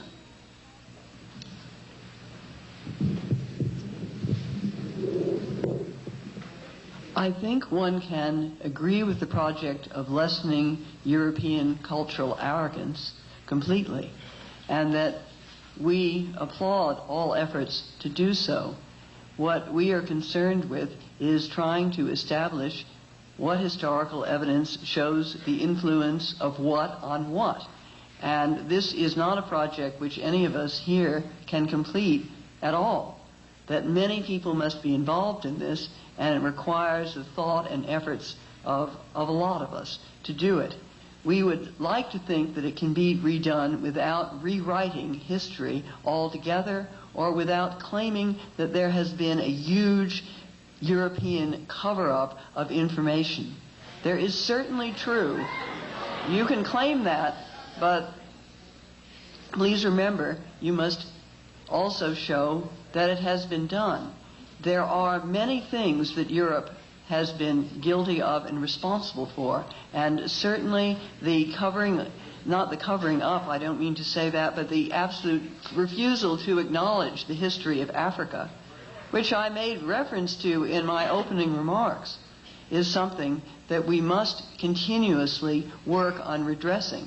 Much more must be learned. Much more must be studied. I am very much in favor of that, and I believe that can start also in our teaching of American history, where in many cases the whole history of the African American contribution to American history has been ignored and neglected, and there are brilliant writers out there whose works are not being read. I think we should change all that.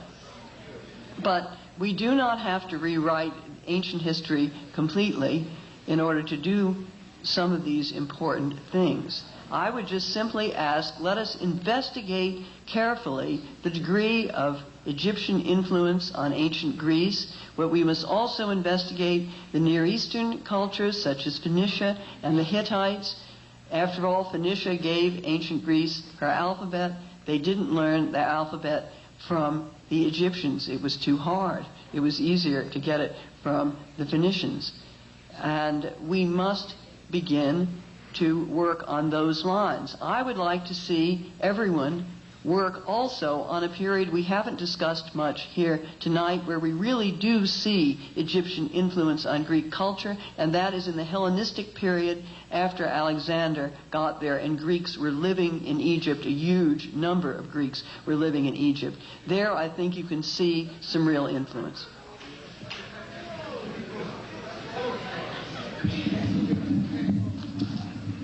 This is now the third debate that we have had, and I'm very struck by what I see as a discrepancy between Mary Lefkowitz's speech and her writing. That in speech, she is all sweetness and light and for open debate and openness in culture. Her writing is very different. The title, Not Out of Africa, is extremely provocative, and it reads, the text carries on in the same way. And I'd like to quote to you a letter I received from probably the most distinguished active classicist in the world today, who actually agrees with her on the academic side. Nevertheless, he writes, "I do not find her exposition cool, detached, and reasonable, despite her efforts to make it seem like that. It is, in fact, as I wrote in my review, an impassioned polemic. Of course, Mary wants to look scholarly and detached, but hers is the scholarship of the National Association of Scholars, which is funded by the same people that funded Not Out of Africa, and that leads us back to where Professor Clarke began on the general political context in which this book has appeared."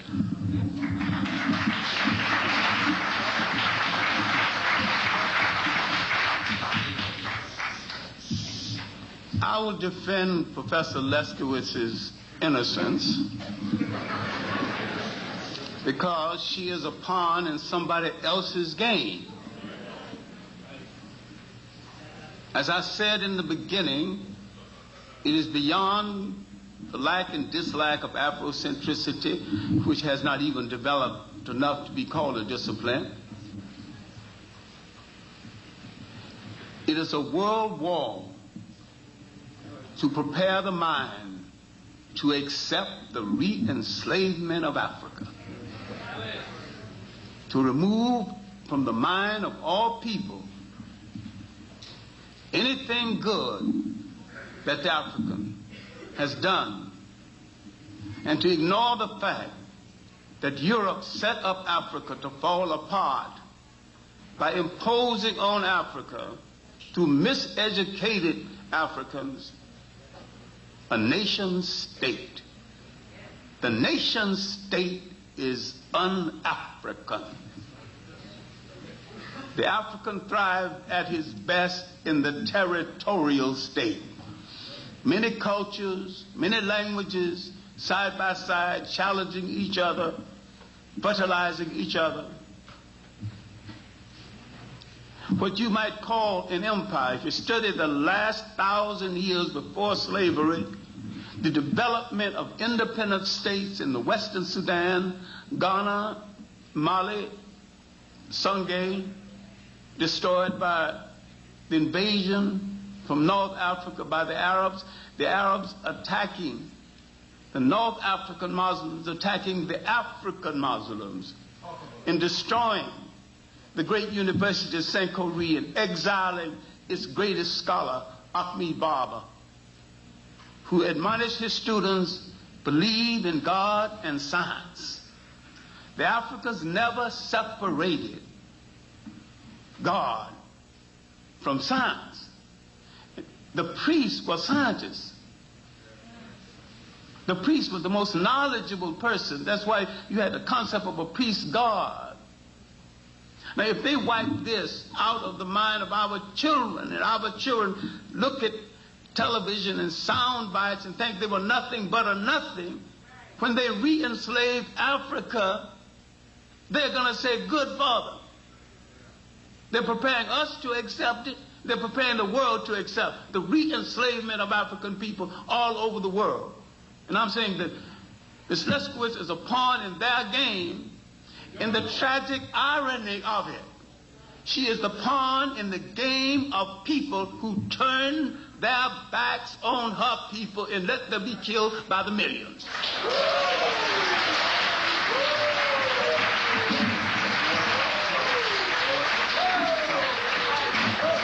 American intelligence, French intelligence, British intelligence, the intelligence of the Western world knew exactly what was happening to the Jews in Germany.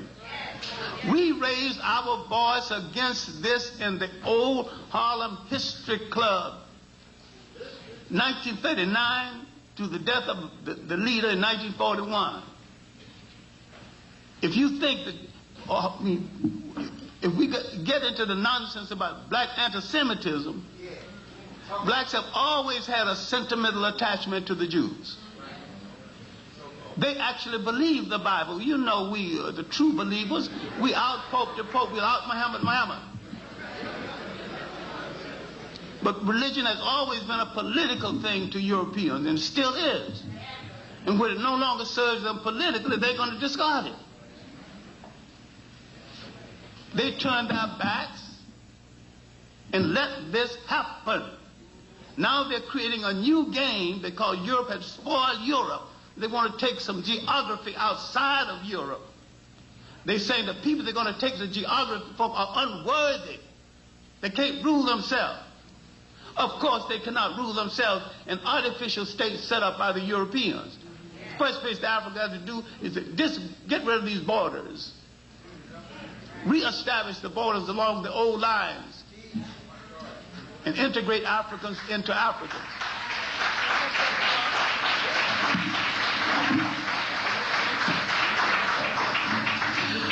Okay.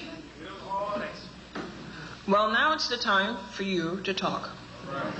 And again, I'm going to be ruthless. You should have questions, and we're interested in dialogue, not diatribe.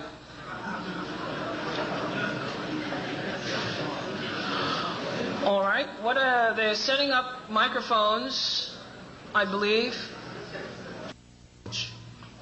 In your statement in your book about Masonry, I have to disagree with.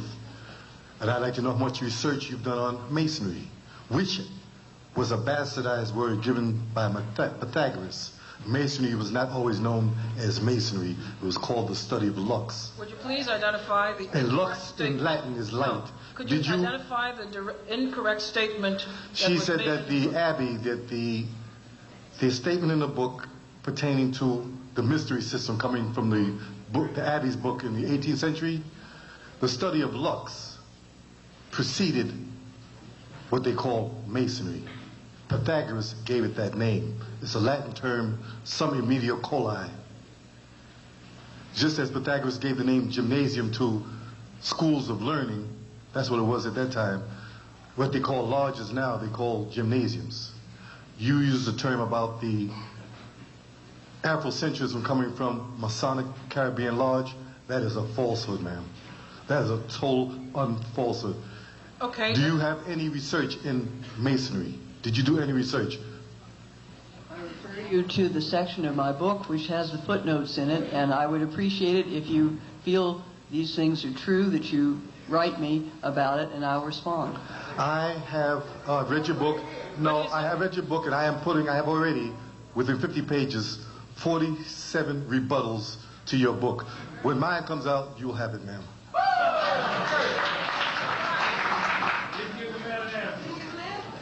We didn't hear a response, Dr. Lefkowitz.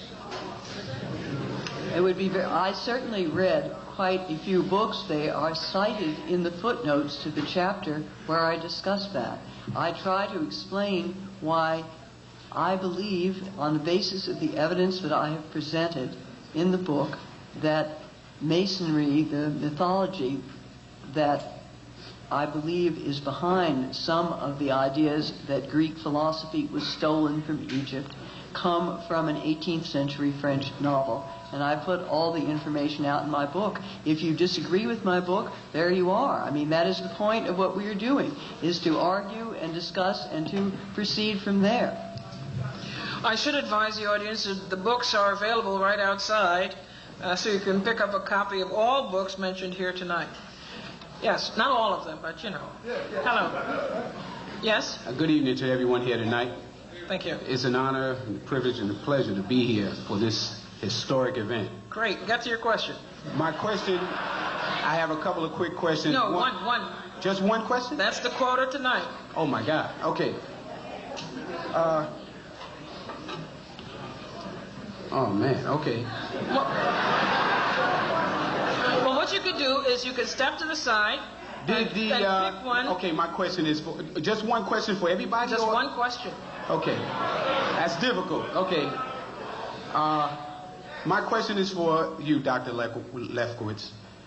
Did the ancient Greeks espouse white supremacy? Thank you.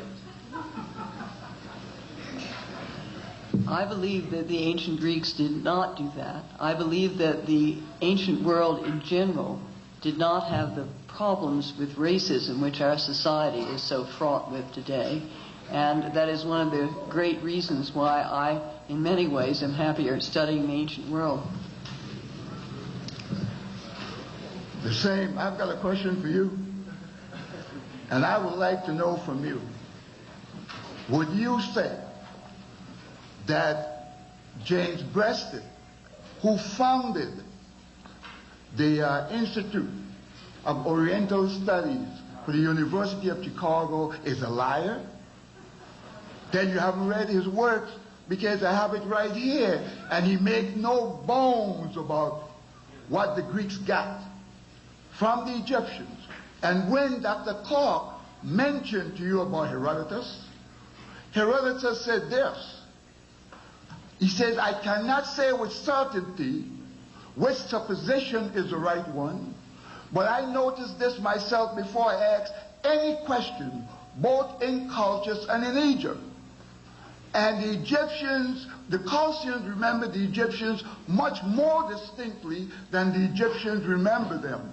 For the Chaldeans said that they thought that they were offsprings from the soldiers left there by Sesostris, who was the head of the Egyptians.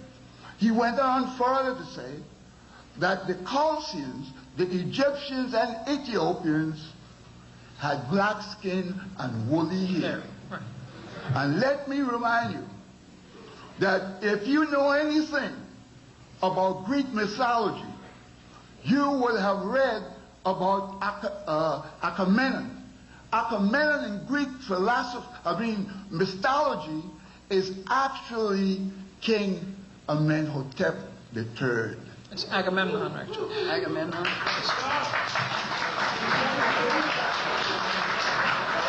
Again, I must insist, why impressive as it was, I must insist just the same on questions. Okay, as a student of Afrocentricity from Temple, first of all, if you read Chinwezu, he talks about Aristotle calling the Egyptians cowards because they were black. So there was some form of supremacy in Greece around that time. My question, though, however, is this. Your question to whom, sir? Well, to basically, anybody could figure Okay. out. Why do these Hellenists, or whatever you call them, these Greek scholars, Eurocentric classicists, find it so difficult, okay, to admit the Africanity of Egyptian civilization when you have practices like circumcision, which even Semites like Abraham comes to the area to learn and all of that. When you look at the American Heritage Dictionary, for instance, even though you have African words in the dictionary, we are not part of the world root of languages and all of that. How can you cut off a whole seminal culture and yet refuse to accept, you refuse to accept the contribution of African civilizations to Mycenium or whatever, and yet you appropriate our languages and our cultures, even though linguistically we've been excluded from this language tree? How do you do All right, that? thank you.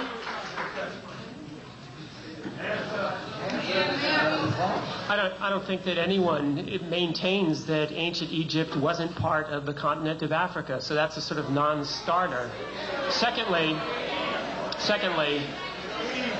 Order, please. I feel like Judge Ito. Secondly, linguistically, I don't think that anyone I know believes that ancient Greek, in its majority, is derived from the Afro-Asiatic language group. I think that the placement of Greek into the Indo-European language group sets it in a different context. I have no problem acknowledging Greece's debts to many different Near Eastern cultures. Doesn't bother me at all. Professor Clarke, would you like to respond? Professor Clarke? You want to respond? I'm wondering why we seem to be putting our emphasis in the wrong place. We're giving Greeks credit for something they did not do. We're not analyzing the fact that at the time Greece and Rome was at their height, the majority of their own people were slaves. And that people who created the word democracy and popularized the word Christians were neither democratic or Christians then or now. And so we are following a myth they created far worse than any myth the Afrocentrics have created or accused to have been created.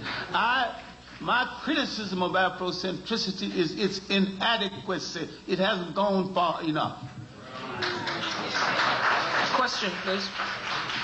Yes, thank you for giving me this opportunity. For number one, I would like to say I think Mary is just here to sell a book. And number Well, two, we're not going to make those kinds of observations. We're going to get to your question. Question. it's to Mr. Bonnell. And he made one remark in a previous debate that they had together that the library in Alexandria was Greek created. I would like to know, how did he come to that conclusion?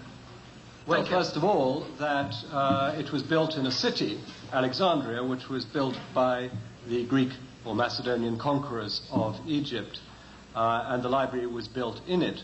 Now, what the precedents for the library is difficult. Perhaps Aristotle's collection of books in the Lyceum were precedent, but there were clearly Egyptian libraries per Ankh-II. So the idea of a library, I think, is Egypto-Greek. But that library itself was clearly constructed after Aristotle's death and under the domination of Greeks. Anybody else? Anybody would like to respond? Professor Clarke? I think the whole concept of the library at Alexandria might be an often repeated myth, and it might not have existed at all. We have not found any foundation. Now, you can burn the building, but you can't burn the foundation because that's underground. Well, according to most information I know, the books in the library consist of raping a lot of small libraries in Egypt. And so when they burned down the library, they burned and lost to the world information that will never be recovered. So I don't think the library was a service, although it is spoken of as a high point of Greek intellectual contribution. It was not. It was part of Greek imperialism, the raping of the small African libraries. He consolidated the books. Had he left them scattered in small libraries, we might still have access to them. But you put them in one place that got burned down, and the world can never recover that information. So I don't consider the library at Alexandria any compliment to African people or Greeks. Thank you. Thank you. One addition to that, the previous gentleman, or the gentleman before, raised the question of a gymnasium, and this question was really about a library. I quite agree with Professor Clarke that to think of it in terms of any notion of a modern library is fundamentally deceptive. At the time that we do have literary sources for what was in the library at Alexandria, most of that information talks about papyrus rolls. Furthermore, a gymnasium in that time period is not a modern gymnasium, but I think, as the gentleman was implying, was a cultural institution involved with education, military training, and a lot of other activities. So, thank you for your question. Hello. I have two questions, but I know I cannot ask two questions. So then don't start it. Just ask one. I'll ask one question in two parts. No.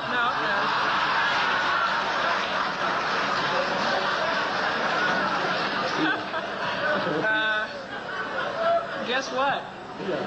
Yeah. You will ask one question in one part. It seems to be that all four of our distinguished scholars could be congratulating each other, because they all have really contributed much to our knowledge. Instead, they act like those proverbial blind men holding on to different part of an elephant and saying, "I've got him." And the question is, why is it that you cannot appreciate each other instead of insulting each other? Now, Thank you. That's it. No, second. No, there's no second. No, just a suggestion. Now, of course, what is behind, I suppose, is the political conflict. And what I want to ask is... No, but you're asking a second question. So you already asked your first question. Just indicate a direction. Did Professor Clarke or did not Professor Clarke state on WBAI, or whether it's recorded, that African Americans cannot be friends of the Jews in the United States because they are too powerful here? I did not state that. All right. No, he said that I stated it? Yes. I've never stated it. I never stated it all. I wanted to stay away from the Jewish question because everybody become a liar and a hypocrite when they're discussing it. They're dishonest. I want to also stay away from the Muslim question because everybody's dishonest when they discuss that. And I want to stay away from the fakery of Louis Farrakhan. Thank you. Thank you for your question. Next question, please.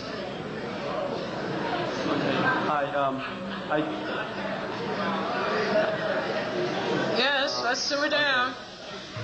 Well, first, I'd just like to say a quick comment on the politics behind this book.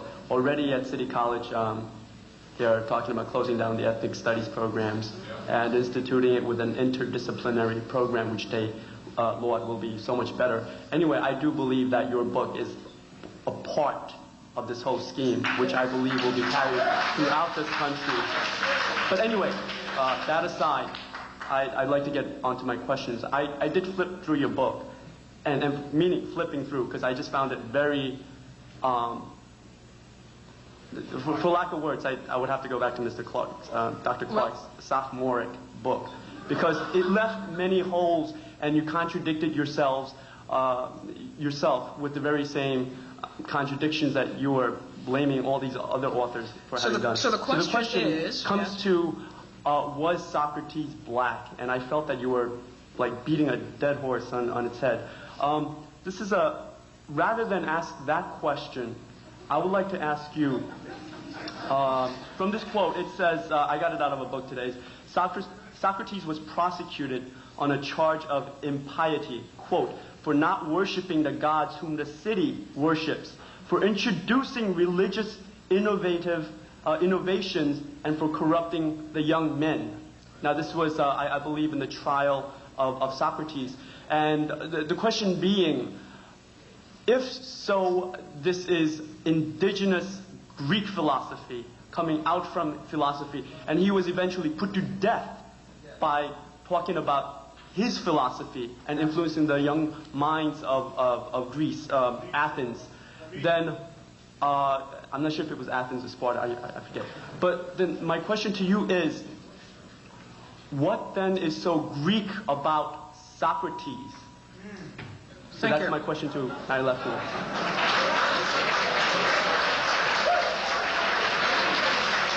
Well, that's to Mary Lefkowitz. I'm not sure I understand your question. I'm certainly glad that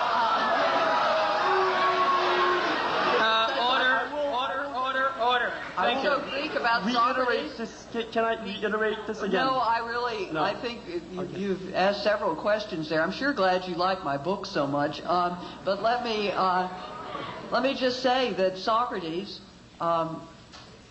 tells us himself that he never really left Athens except on military campaign, and he stayed within Greece. Now, introducing new gods, I think, was a reference to his own personal god, and that's why he was tried for impiety. People did not have their own personal gods. They had to believe in the gods the city believed in. It's a long story. There's a considerable bibliography on that if you're interested. I'm sure somebody at your university could tell you. As for my being part of a conspiracy to destroy all sorts of things, I am not part of any conspiracy at all. Dr. Clarke? Dr. Clarke, is going to respond? I think we many times ask the right question the wrong way. The racism that we know today started in the 15th and the 16th century as a rationale for slavery. Whatever harm the Romans and the Greeks did, they had no racism compared to the racism of today. Otherwise, why would there be 3 African emperors of Rome? And why would there be 3 African popes in the early Roman church? And why would Septimus Severus become the governor of England? The country's going to become England. I'm saying that if you charge the Greeks with the same kind of color prejudice we have today, you're charging them wrong. They've got enough crimes that they're guilty of without that. They had a respect for talent wherever they found it, even among the people they conquered. And the people they conquered had upward mobility to the extent they fitted into the Greek or the Roman political intentions of that day. Now, I have gone to England and had the privilege of going in the basement of the British Museum. As a commoner, naturally I couldn't go, but when they asked the other person with me, what is your authority to enter and look at the sites in the basement of the British Museum? He was a Caribbean person who lived in America most of his life, but he wasn't a citizen, so he had officially been knighted by the Queen. And so he pulled out his card and the door to the basement opened. And we saw the picture of Herodotus, matted hair, pug nose, similar to mine. The statue was in the basement of the British Museum where it will stay and not on display. But I don't argue Herodotus on the basis of his blackness or anything else. I argue on the fact that he had wandered away from his people. He had learned a concept and a way of living, a way of morality, different from that of his people. So just like Jesus Christ, when he came back among his people, he was preaching something that alien to that place. His food truck, driving the money changers from the temple. What is that we gonna make money? In other words, what kind of Jew is this? A strange kind of Jew. He don't want us to engage in trade. The Romans didn't want to have anything to do with it. So when the Roman governor when he was put on trial for sorcery, the Romans, he wasn't harming the Romans. He wasn't even preaching to the Romans. He was preaching to his own people. And so he pushed them back and says, he's your king. And they pushed him back toward the Romans. Said, not my king. But he come in with all those foolish ideas. He's hanging out in Egypt. So Herodotus has been, I didn't say he went to Africa, I don't know. But he was influenced by African moral thought. Thank you. Your question, please. I'm a student at City College, and this question's for Dr. Clarke. Please, could you explain to the right, your left? The what? The right, on your right, the two so-called professors on your right. Well, to his left. On his left, on your right. The agenda of the right in the political context that lets a president of my school, Yolanda Moses, dismantle and ethnically cleanse the ethnic studies and the black studies, the Latino studies, Jewish studies, Asian studies up at City College. And because I have no respect for you, because up at City College we are fighting there every day. All right. For what the question is, I want Dr. Clarke to explain how this is, what's this doing to the train of thought in our universities and how it lets people politically dismantle our universities as we know them. Thank you for your question. This trend started soon after the Black Studies explosion. Whites began to plan how to let them use this as a political plaything until they got their act together and their strength together in order to destroy it. It wasn't meant to be, no one, if you ever got this simple thing, people never educate you in the technique you can use to take their power away from them. See, education has but one honorable purpose, one alone. Everything else is a waste of time. That to train the student to be a responsible handler of power. No one ever wants us to be responsible handlers of power.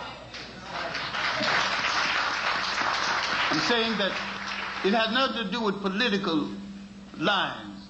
The left don't want us to be responsible no more than the right. But they want to dominate us in a different way from the right, and they think they can dominate us better. It's an argument of not of whether we will be free, but who will enslave us. And had we should have accepted the responsibility of making black studies strong enough to take this assault. We could have anticipated it and argued with it, but we dissipated too much energy arguing among ourselves over triviality. We are partly to blame for what has happened. Thank you, Dr. Clarke. Your question, please. My question is to Drs. Lefkowitz and Rogers. I would like information about the foundation and grants regarding the publication of the book. How did University of North Carolina come to choose them? Did they make the application for the grants? And what are the foundations? Thank you. There's a simple answer. There were none. None. None. Zero. Zilch. None.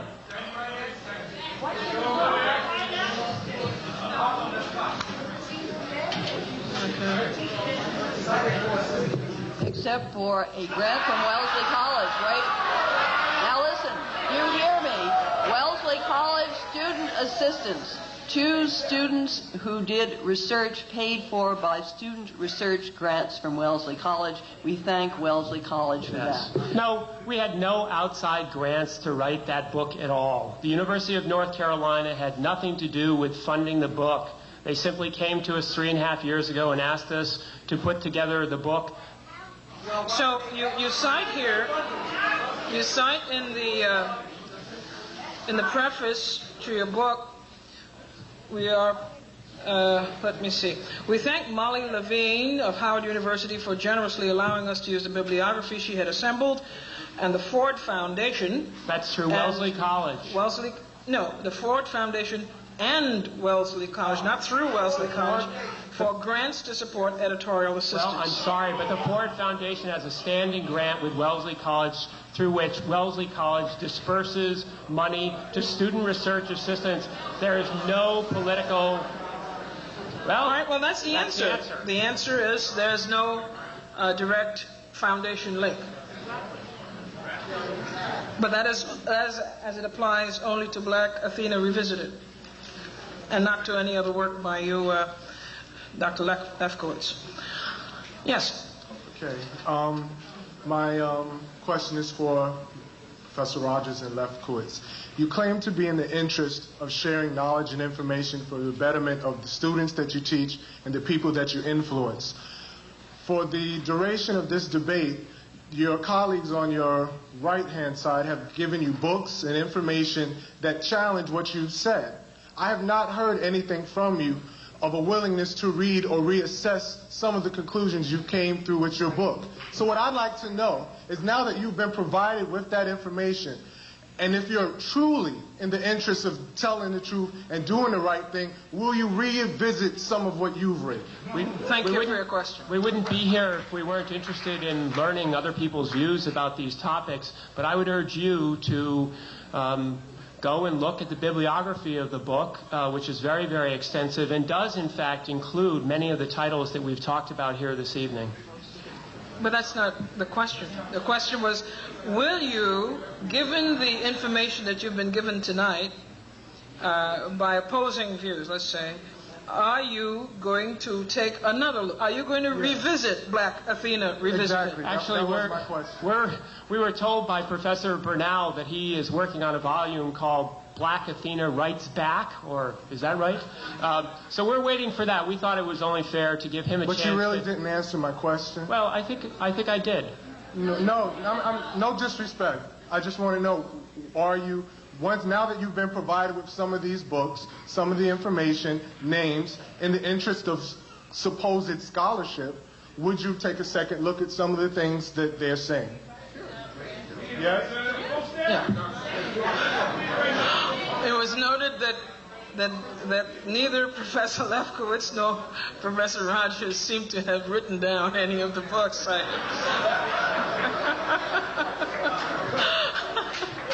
right, your question, please. We didn't have to write down all the books because we have actually read a great many of them. I wrote down several notes. If I do not agree with you, it does not mean that I have not read the same books. We'll move on. Next question, please. I need clarification first. Could I see the cover of Not Out of Africa? Because I don't want to base my question on something I heard about. Okay. Since this work, or what you do, is based on just scholarship and what have you, could you, as a graphic designer, could you explain that cover? I mean, you know. I'm not a graphic designer. The cover was the cover of the New Republic article, of the New Republic, when my article that was a review of Martin Bernal's Black Athena first appeared. But you used it on the cover of your book. The publishers decided to use it again because it was a New Republic book and because they thought people might remember the original cover. It appeared in 1992. It appeared in 1992 when the Spike Lee film of Malcolm X had been very popular and everyone was wearing X caps. But I see, since we're talking about Not Out of Africa, how do you get an X cap? The cover features a bust. I suppose this is Socrates? Yes. Could be, but I don't think. I think it's generic philosopher. Is it Plato? Is it? It's not Herodotus. He doesn't have woolly hair. Well, Herodotus wouldn't have had woolly hair. That was the Colchians and the Egyptians. But it is a bust of a.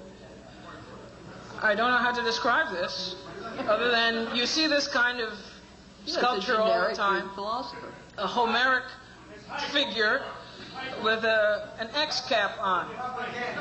Anyway, thanks. Thank you. Question, please. Good evening, Mr. Burnell, and to Dr. Henrik Clarke. First of all, Mr. Burnell, maybe you'll be willing to explain how anti-Semitism got involved with Black Athena. Professor, what is your name? The lady, I'm sorry? Lefkowitz. Lefkowitz, you brought up the subject of anti-Semitism. I want to know, what does that have to do with Black Athena? Thank you. Now, Dr. Henry Clarke or Dr. Burnell can answer that. Thank you. I don't think anti-Semitism should have been brought into the discussion at all, because most people who accuse people of being anti-Semitic have never. Most people who accuse you of being anti-Semitic have not even explained exactly what is a Semitic. It started off as a linguistic term. How did it become a racial term? There are Semitic-speaking people of all colors. So it's not an exclusive thing for the people who adopted the name Jew, mainly in Europe, because the word Jew was not used widely in the ancient world. We knew people of the Hebrew faith, but there are people of the Hebrew faith in India, China, and it's a universal religion. A lot of people belong to it, including some misguided blacks who call themselves black Jews. Now, if you want to belong to the Hebrew faith, you just belong to the Hebrew faith. It's all right. Why you have to attach color to it? The Indians don't call themselves brown Jews. They just call themselves people who belong to the Hebrew faith. And when they went to Israel, they got the shock of their lives by being reduced to second-class citizenship. I think that Black Athena has become involved with anti-Semitism in two ways. That is, in my book, I do spend about half the text, almost half the text, talking about Phoenician influences, that is, Semitic-speaking influences on Greece, and how anti-Semitism among European scholars in the late 19th and early 20th century affected the interpretation of those influences on Greece. So that has one big aspect, and I've been attacked for that by Tony Martin and some others for spending too much time on looking at Jewish or Semitic influences, not Jewish influences, Semitic influences. The other way in which it's become loosely attached to Black Athena is the way in which some, very few, of the people, the African Americans who are or who claim to be anti-Semitic, have liked Black Athena, but that I think is a much less important issue. I've been fighting anti-Semitism in my book, and this is something that I find extremely central. It may not be central to this audience, but it is very important to me and the way I wrote it. Yes. We share Professor Brunel's view that there were some scholars in 18th and 19th century Europe who, for reasons of anti-Semitism, sought to exclude all kinds of people speaking Semitic languages from the story of the origins of Greek culture. Thank you. Your question, please. Yes, just to elaborate a little bit on the word Semite, you'll check the encyclopedia. It specifically states Afro-Asiatic, stretching all the way from West Africa into the eastern part of Africa, with a total of approximately 300 million people. Now, what I'd like to know is, first off, let me just read something here for you. And this comes out of Aristotle. Okay, it comes out of Aristotle. We're talking about philosophy. But one question, and quickly, please. Yeah, quickly. The military class and the farming class should be separate. Even today, this is still the case in Egypt, as it is in Crete. The practice began in Egypt. Okay?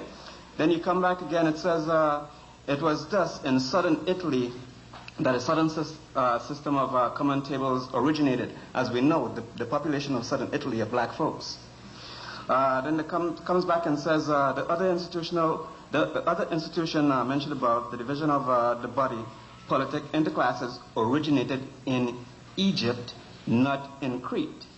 It continues. No, don't continue. Last one. Get to your question. The history of Egypt attests the antiquity of all political institutions.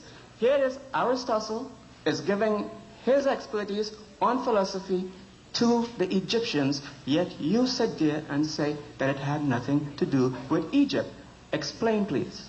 I don't think that we have said that Greek politics have nothing to do with Egyptian politics. In fact, one of the more interesting arguments that I think you'll find in our book is Sumerian scholars believe that a form of what, for want of a better term, could be called democracy actually existed perhaps on the banks of the Tigris and the Euphrates in about 1800 BCE.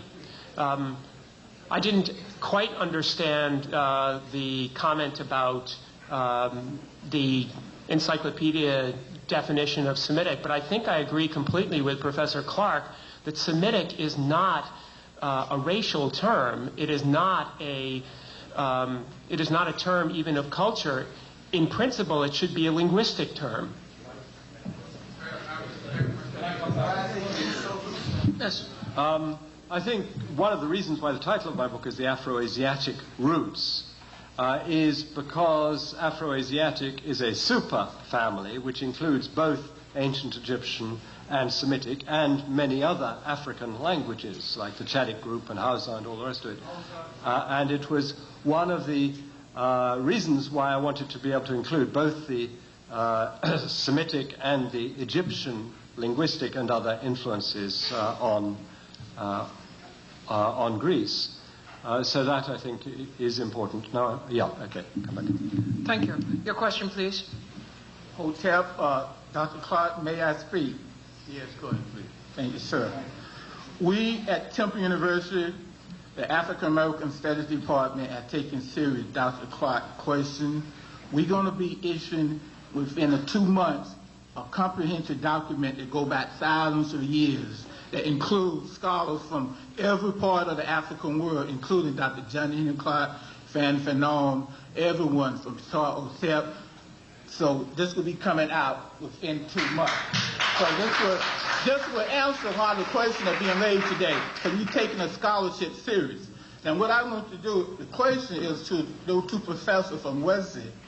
I find the book very disingenuous. I found one of the person that you mentioned and wrote inspirational in the book, Dr. Ben, our beloved Dr. Ben Hannon. And I've known him for over 22 years. Your question, please. And Dr. Ben, in his 22 years of being a chemicologist, had never said one time that he was an Afrocentrist. I mean, why did you say that Dr. Ben speaking at Wesley College was one of the reasons that you picked up on this project to make the Afrocentric project disingenuous? Dr. Ben has never said he is Afrocentric, not one time in the 22 years I've known him, and I know other people that known him like Dr. Jefferson here, and probably more years than that. So what is this? Is this poor scholarship, or this just an attempt to continue the attack on Africa? Why do you find Africa so difficult? Thank you very much.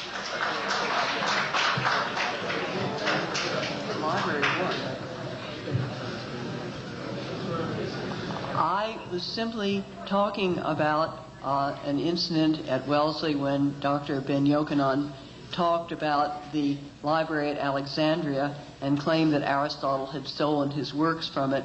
Perhaps the term Afrocentrism has become too widely generalized. We all are been discussing tonight a great many ways in which it's been used and misused. Professor Asante at Temple, as you of course know very well, believes, and I think this is quite true, that he has invented that term, but like all things that one invents, it gets out of hand. So that's my answer. I believe you're right that Dr. Ben refers to... Let's stop talking about usefulness and talk about honesty.